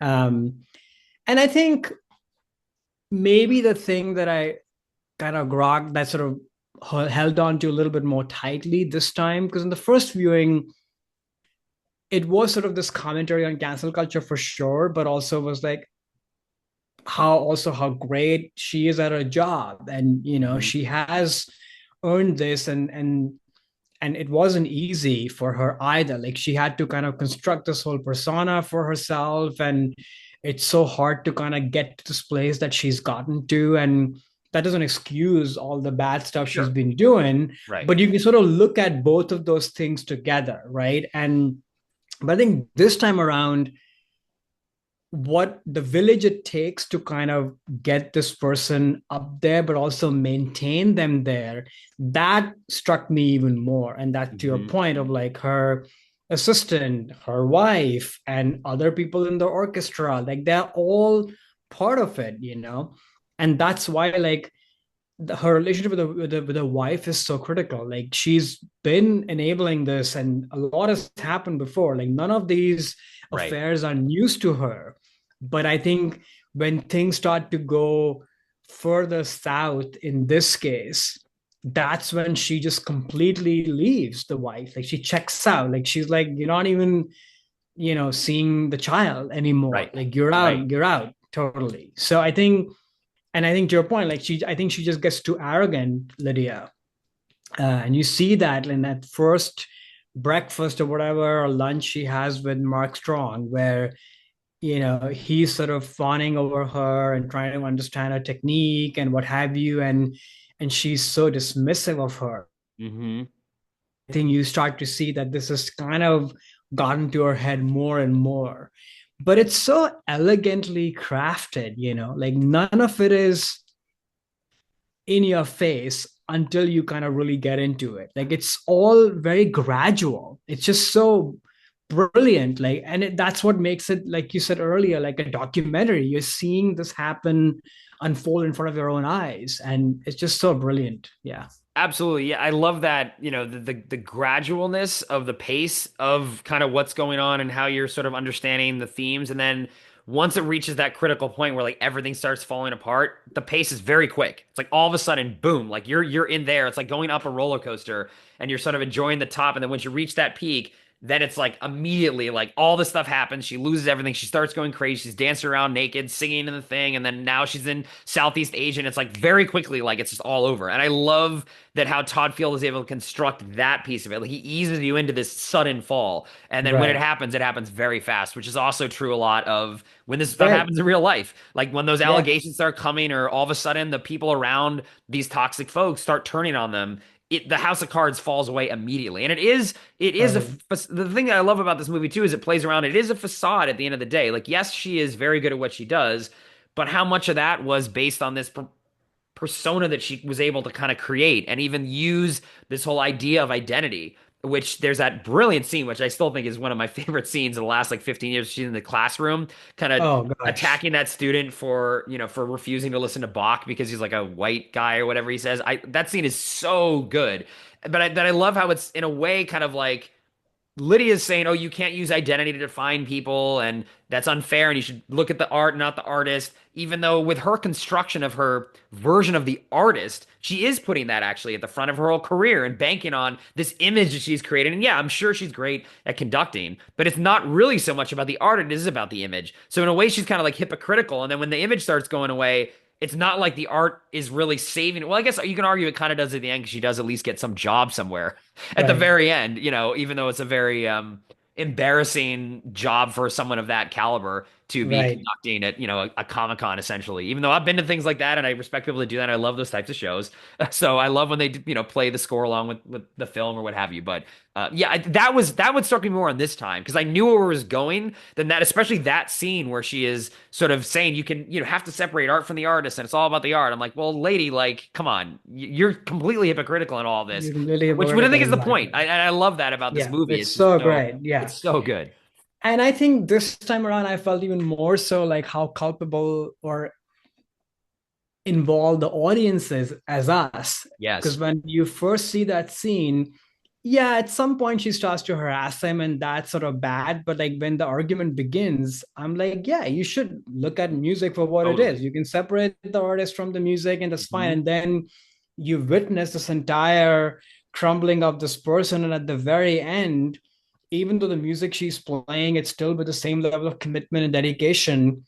You sort of are like, do I want to listen to this music? I don't Right. know. Because now Right. I've witnessed, I'm now culpable, I'm complicit in a Hmm. way as an audience member watching this person do all the things that she's done, a horrible manipulative she's been to not just like the staff, but to her own home as well, Oh yeah. and Yeah. she's a bully and all of that. So it sort of plays with the audience's as well of, okay, can I actually separate the art from the artist? I don't know in this scenario, 100%. I think that's again what makes this movie so brilliant, and just the way that this movie is basically centered upon. I don't want to really call her. Well, she is kind of a villain in a way. It's like a movie about a bad person and the downfall of that person, the origin of them. There she was, like she was born this way, right? She had very high ambitions, and that scene where she goes back to her childhood home is so powerful and showing you that and giving you that empathy. Like, well, she did start from somewhere. It's not like she wanted to become famous just so she could be a harasser. No, like that No. just came sort of with that rise.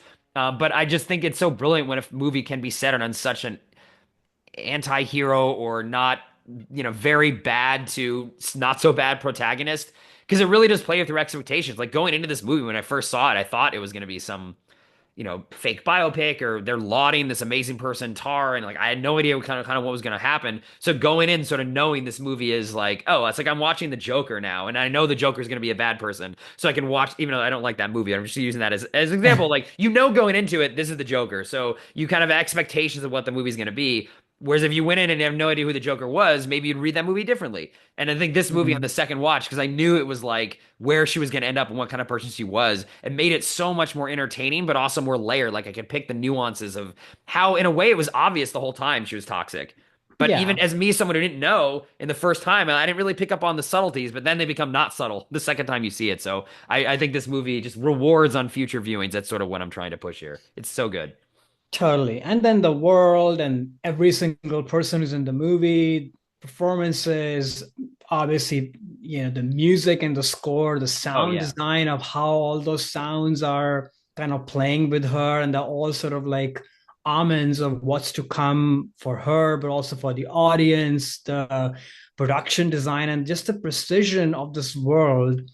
But yet, despite all of that, the movie just feels so light on its feet. Like a movie like Yes. this could feel like, oh my gosh, like this is just serious, and but it's actually entertaining. It's light on its feet. It doesn't preach anything. It tells you what is going on. And it's a great kind of conversation piece for you as an audience with people you watch the movie with or just with yourself. Like it provokes thought, but again doesn't spoon feed you anything, but it's also entertaining. And the same goes for Kate's performance. Like it's just so Hmm. light on his feet despite his big moments. I mean, that whole scene when she like hurls herself onto the stage and Oh, yeah. pushes the it's it gives me chills just even thinking about it. Hmm. So yeah, this is a masterpiece. I'm so happy that this movie exists. I'm so happy that Kate and Todd feel like they found each other. And from what I know, they were involved in this movie, the writing of it, the construction of it, very intimately. And because I think it was during COVID when all this was happening. Right. And Right. and so yeah, this is definitely the movie of our times, I think, and to your point, will stay the test of time. I think so too. Definitely. Yeah. Definitely. So now we'll move on to the final section. This is our wild card. So the film of Kate's we want to bring up for various different reasons. And why don't we start with you, Karan? What is your wild card for Cate Blanchett? This is a wild one. It's pretty wild. So my wild card is Notes on a Scandal from 2006, directed by Richard Eyre, starring Cate Blanchett, Judi Dench, and Bill Nye. A quick logline: a veteran high school teacher befriends a younger art teacher who is having an affair with one of her 15-year-old students. However, her intentions with this new friend also go well beyond a platonic friendship.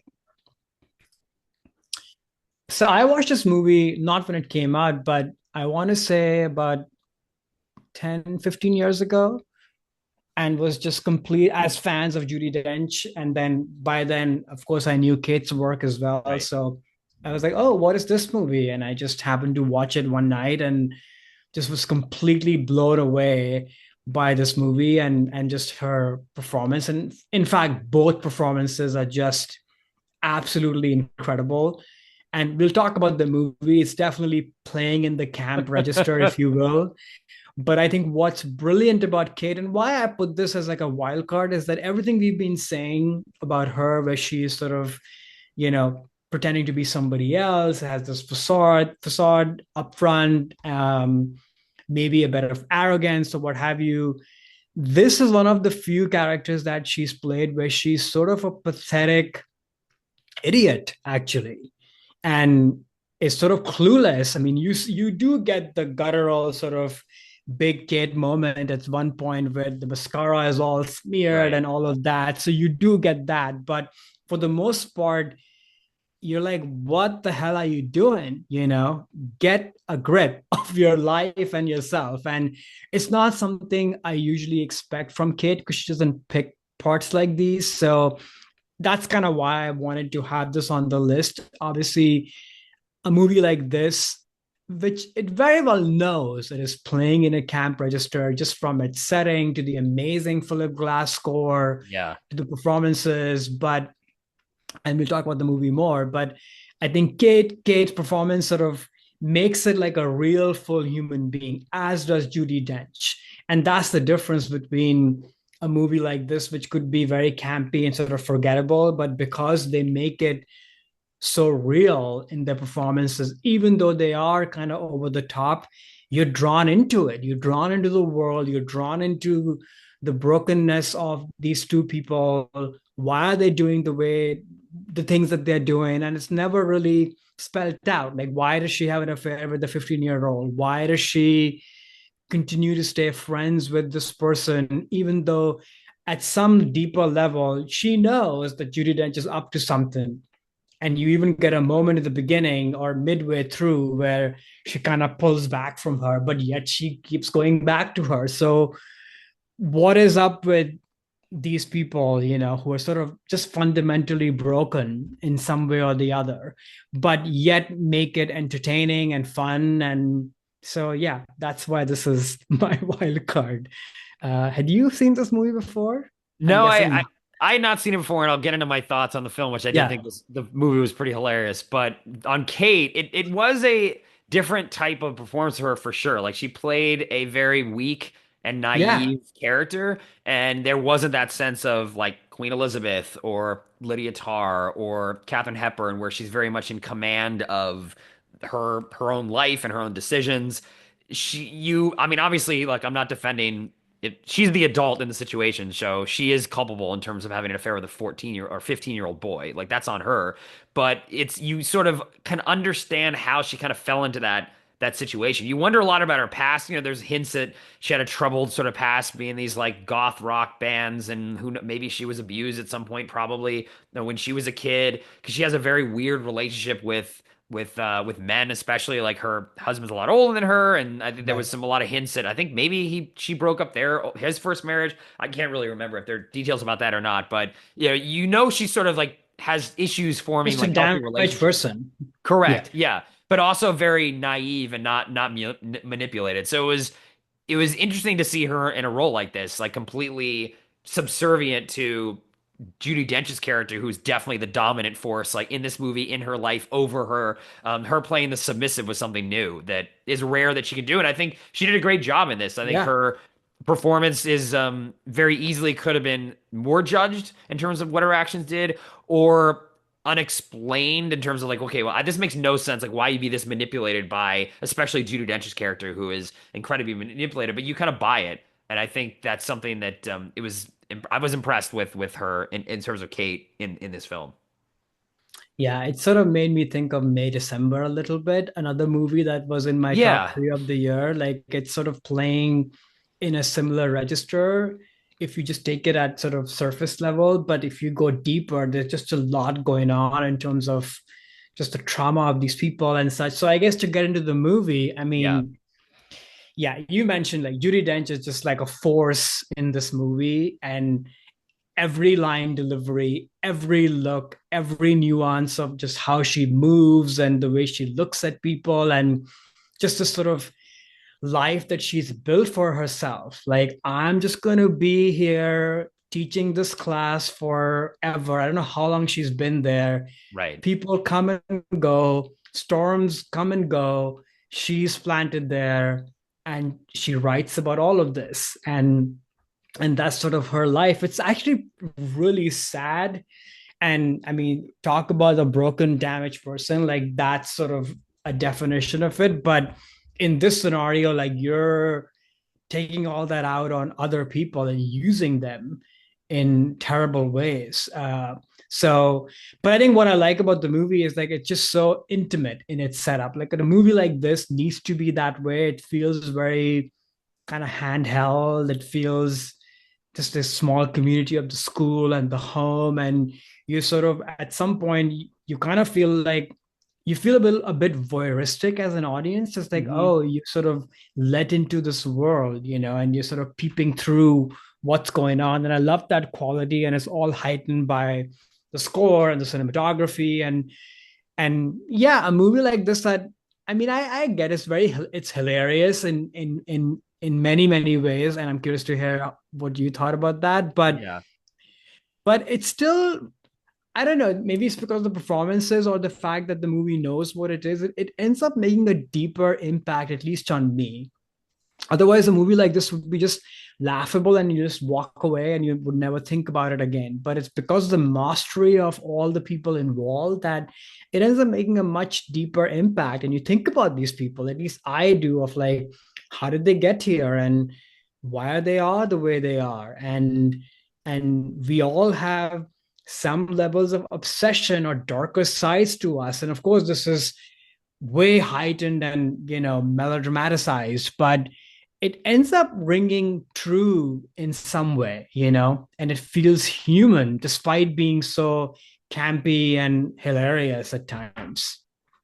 Yeah, this movie shocked me, to be honest. So I had heard of it, it had been Oscar nominated, I think screenplay, I think Judi Dench, maybe even Cate Blanchett. Like it got, Both not actresses, yeah. right. It wasn't Best Picture, but it was like a lot of the major awards back when this came out.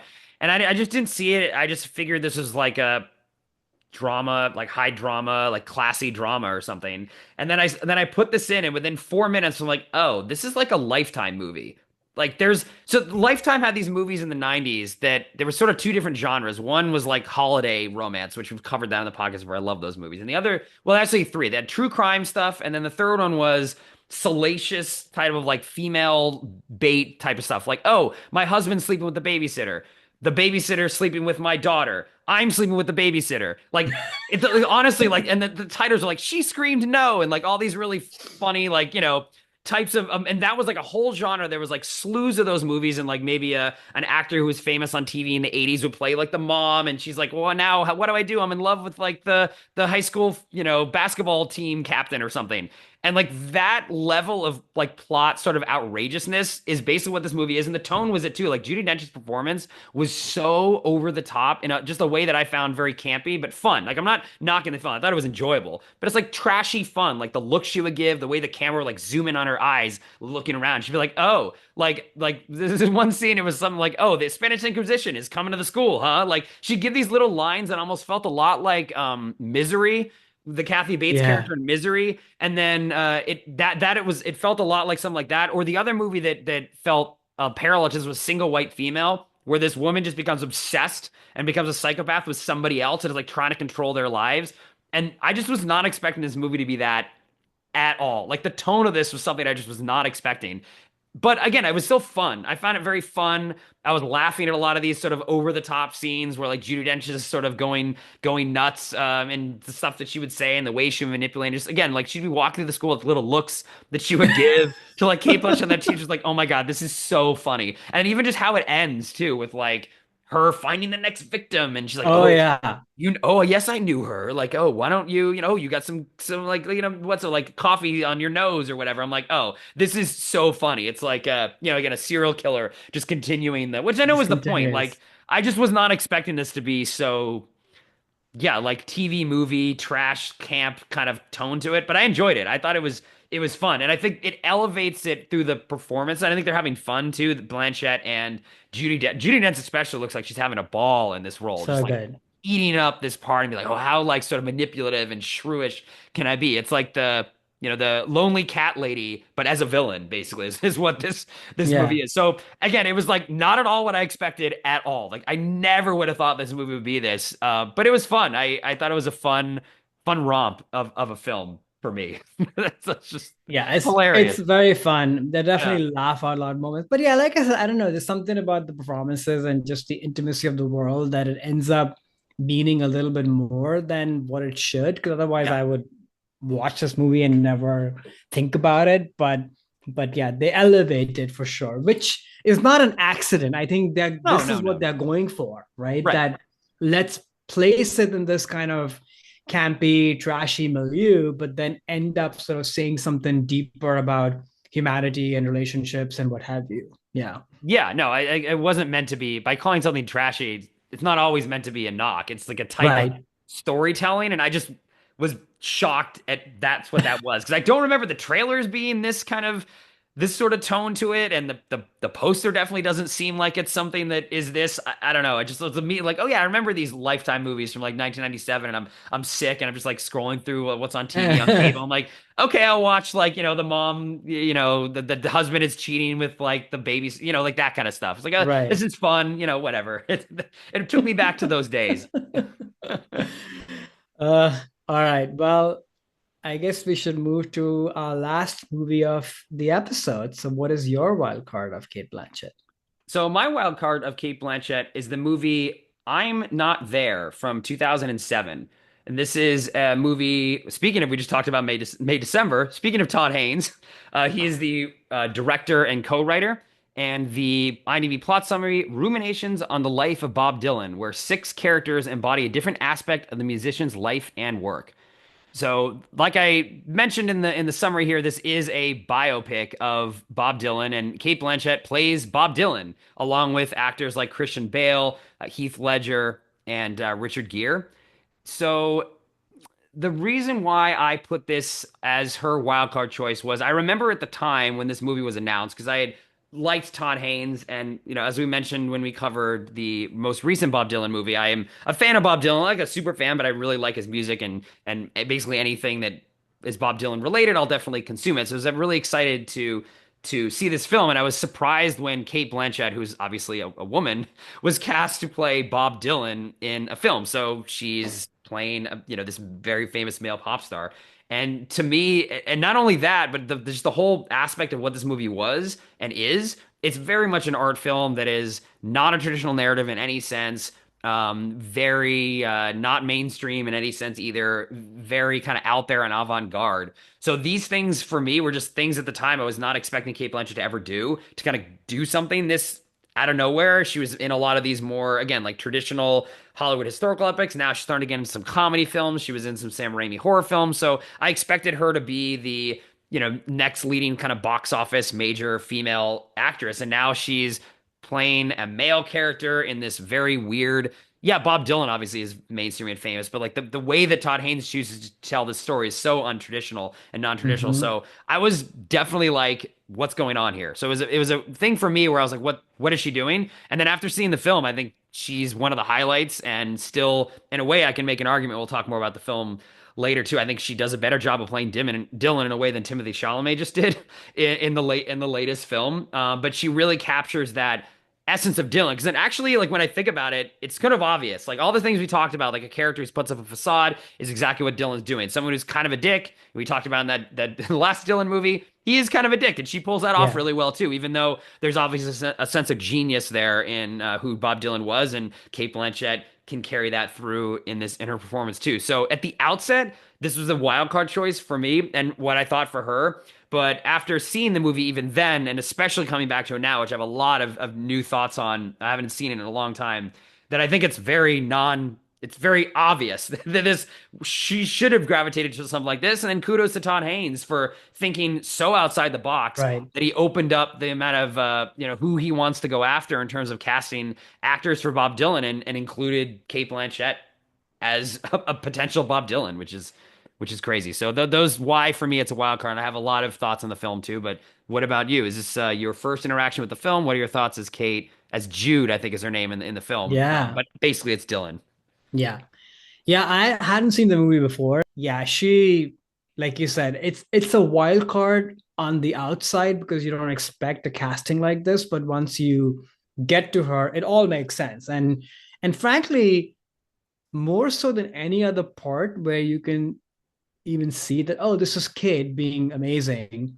Here, she kind of disappears immediately. I didn't even think about that, oh, this is Kate, or let alone a woman playing a man. Like it's just so brilliantly sort of performed and crafted, and it's black and white this section, Hmm. and just all of her interactions and all of her dialogues, but also the line delivery, like they're sort of, they all feel kind of poetic, like they don't feel like how a normal person would speak. Like I found myself like rewinding and listening to dialogue a few times to kind of fully kind of grok it, because it's just, because the whole movie is a suspension of disbelief, right? Like it's sort of a kind of a fantasy art portrayal of a single person. And but yeah, she's a standout from just the physicality to, like you said, the genius is on display, but also how hard edged she is or he is at this point in his life, but also frustrated by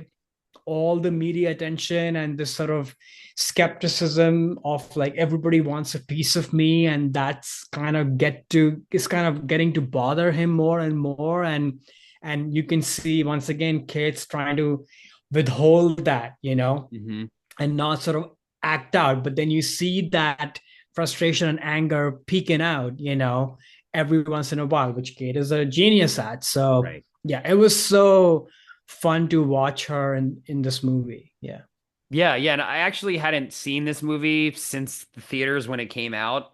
So it's been like 15 years, and especially coming on the heels of the movie Yeah. we just talked about, which is one of your favorite movies of last year. And I Yeah. really enjoyed A Complete Unknown as well, the most recent film. But and watching this, I first of all love this movie a lot more on this watch than I did when I first saw it, which I liked when I first saw it. Now I was just literally like blown away by how this movie tackled this character, and it sort of made A Complete Unknown fall in favor for me in terms of how they tackled how Todd Haynes tackled Bob Dylan in such a very unique but masterful way, where there are these different characters not portraying Dylan in different parts of his life, but it was almost like different aspects of Bob Dylan's music Right. and what they meant. So it almost felt like when you're watching these sections of the film that you're listening to, you have the same feeling that you are than when you listen to music that Bob made during that time. Like you feel blood on the tracks when you're hearing the or watching the part with Heath Ledger, and you're really Hmm. feeling the more political,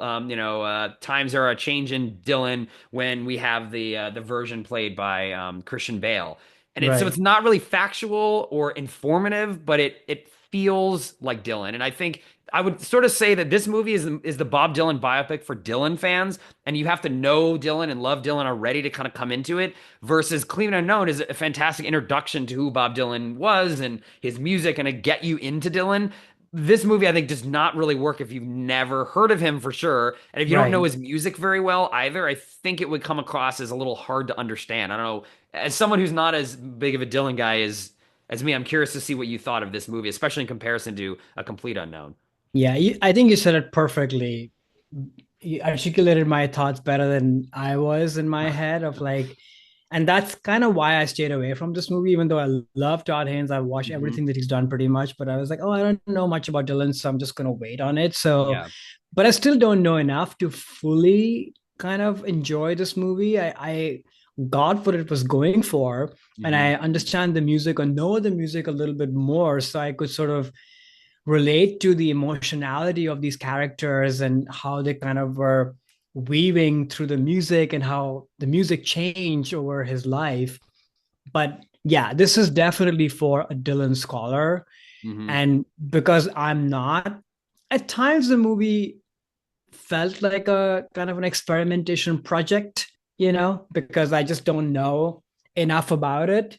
That said, it was still really enjoyable, and every single person cast in those different phases or music emotions, if you will, does an amazing job, all of them. But I think what I'm saying is that I think I need to listen to more of his music and spend more Hmm. time with Dylan and then go back to this. And I think this is a movie that the gift will just keep giving, it seems. Yeah, I don't think you'd watch this movie and be inspired to go seek out the music per se, versus like A Complete Unknown. Whereas if Yeah. you know the music well, it really, I mean, it's like I found, especially the sequence, the Heath Ledger sequence, which is the sort of Bob Dylan in the 70s when his, especially Blood on the Tracks, which is my favorite Bob Dylan record, which is a lot about his divorce and his relationships, Right. in which that theme was all about, like that storyline is about his kids and his a divorce and how his relationship with women. I just found like incredibly moving and powerful, and just so, yeah, it makes me literally feel like I'm listening to the songs as I'm watching this. And Heath Ledger too, I think he's another standout in this to me, He's where so he good. feels like a real person, and it's like the Yeah. realness of Dylan, where all the facades are gone, which is another reason why I really like that one record of his. All the facades are gone. It's like, what was he like as a guy? What was he like as a husband, as a father, as just a person navigating all the things that we're navigating as humans, as opposed to the Cate Blanchett sequence, which is definitely like, Bob Dylan as rock star, superstar, how he handles fame, which is super interesting too. But I don't relate to that because I'm not as famous Right. as Bob Dylan yet. Wait till I get my record out at some point. But like that piece with the Heath Ledger sequence really hit me a lot harder this time than it did, 20 years ago whenever when I first saw the movie, which I really liked uh, the parts with Cate Blanchett a lot, and also the parts with Christian Bale, just in terms of like the He's very political good aspect too. of it. Yeah. I think that they handled that really well too, which a lot of the things in this film I thought were more intelligently portrayed than what they were trying to do. And A Complete Unknown felt more like ham-handed. But again, that's a different movie trying to do a different thing in a different format. Totally. But what Todd Haynes was able to pull off here, I think, is kind of historic in a way. Like I now after watching this, I'm like, is this the best biopic ever made? The only thing that's sort of tough is you really do have to love it's a love letter to Yeah. Bob Dylan from Bob Dylan fans to Bob Dylan fans, not like a here's the greatest hits, and like now when you see this you're gonna go out and run and buy like Ray Charles' greatest hits because you just saw Ray. Like Right. it's not It's that not type of that. movie. So yeah, if you do have a Dylan phase of your life at some point, I think this movie will all of a sudden just hit you in ways that you would be surprised on. But if Dylan's music doesn't speak to you, or you're not as much of a scholar, I would think people seeing this would be like, what is this? Like what's going on? Yeah. Like I can't follow it, which is, but that was sort of the point, I think, and that's what I respect so much about what Todd did with this. It was a bold thing to do. So bold. I mean, to be honest, like even though I don't fully understand or know about the music, I can still feel the emotionality of this Hmm. person, right? And that's genius to him. And then the performances, especially Heath Ledger's section. Yeah. I don't know anything about his life and his divorce, but that whole section, just the way it's mounted and just the longing between him and the I'm forgetting the French woman who plays his wife in the Right. movie. Right. Right. Like Right. all that really comes through. The sort of like, ships missing each other in the night sort of Hmm. feeling, which is just so beautiful. And he's so great. It made me sad for Heath Ledger, like Yeah. watching this. Like he's such a presence in the movie, like Yeah. flesh and bone, like all of it, right? Like it made me feel really sad because I think of Heath Ledger as Joker, and that performance is so towering. It's sort of taken over Hmm. all of his kind of iconography. But then watching this movie, which is sort of quieter, but still totally fleshed out in a very small period of time, you kind of really see the genius of this person. So yeah, I thought of him a lot watching this movie. Yeah, absolutely too. Yeah, it's like it has an extra poignance to it. Just that whole sequence, just knowing that he's no longer there, and that Right. his wife also had to. It's not divorced because she lost the partner. His kids lost the father in the same way that his character's dealing with a lot of those same emotions throughout that sequence. But yeah, Heath Ledger's also a standout in this film Yeah. too. So Yeah. it's hard to recommend to people unless they like Bob Dylan or just want to be a Todd Haynes completist. But I think it's interesting that it still did work on you on some level. So maybe Oh people yeah, for without a lot of sure. um, Dylan knowledge would still find enjoyment out of the film. But yeah, I just it all of a sudden just rose in my mind after seeing it this time. Like, wow, this actually is like a standout film, and you just one of my favorites now. So, um, Yeah. I'm glad this was on our list. Yeah. yeah. Glad to So finally we watch it. Yeah, I'm glad you finally did. So now that we've covered our top threes, the final part of the episode is what should Kate Blanchett do next? So, Kron, play her agent and manager, and what advice would you give her on what she should do next? Yeah, I mean, where my head was going was that it'll be good for her to sort of do something lighter, especially after watching Notes on a Scandal. Like, not that that's a light movie, I thought it but was, but like, yeah. But yeah, something more in the fun register. Because I've seen her interview, especially her press tour for Ocean's 8, which is not a great movie, but no, she on a press no. tour was just incredible, just being a total goofball, crazy daffy energy. Like you couldn't sit with her on the couch, because it was Right. just out of control. So I would love for her to kind of do a comedy with some poignancy and kind of gravitas that she obviously brings in. So yeah, that's what I would like to see her do next. Because also, how do you top Tar, right? Like Right. Right. another big character that's sort of serious and imposing and what have you.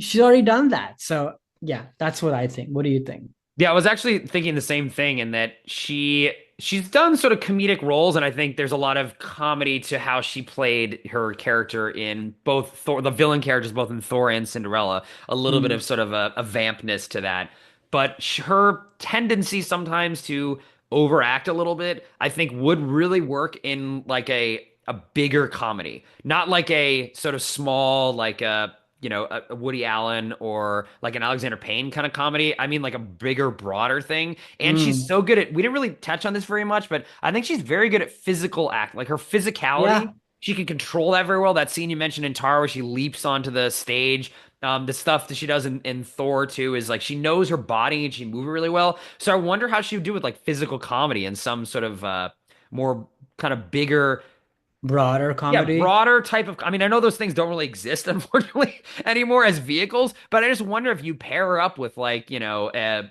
Will Ferrell or someone who's also kind of good at that, like how that would work, or like a Jim Carrey if he wanted to get back into that sort of bigger, kind of thing. And again, maybe they just don't make movies like this anymore. So this is sort of Yeah. advice where she's like, well, great, send me material. I don't think they do this stuff anymore, but maybe she could bring it back. She could be our new Charlie Chaplin or something.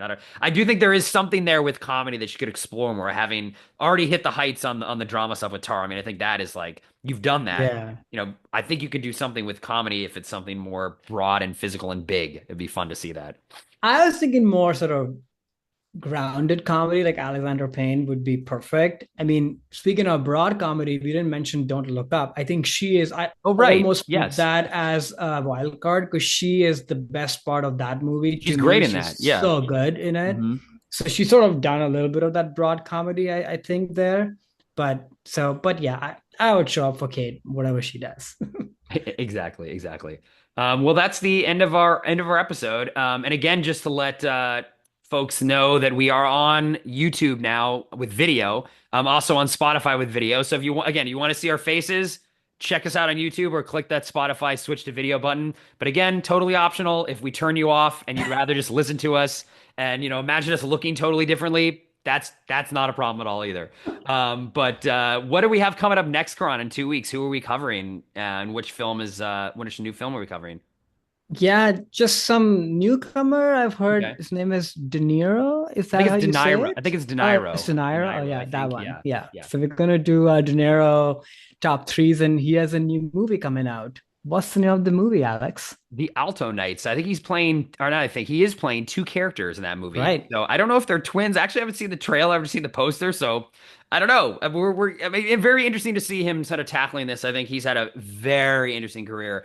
A lot of ups, but a lot of very, very downs. But we'll see if the Alto Knights is one of the ups or the downs in 2 weeks. And hopefully, folks will join us for that. So we hope you enjoyed our discussion today. Be sure to let us know in the comments what your thoughts on Cate Blanchett are and any films we might have missed of hers that are your favorites. And like I mentioned, we're on YouTube now with video, as well as all of other podcast platforms. So do not forget to subscribe if you haven't done so already. And make sure to rate us on YouTube and on podcast and also review us or like the video as well, because that really helps new listeners find our show. And with that, Karan, I will say goodbye and until next time. Goodbye to you as well. And you're not young. I say this to help you. My favorite line. It's so good.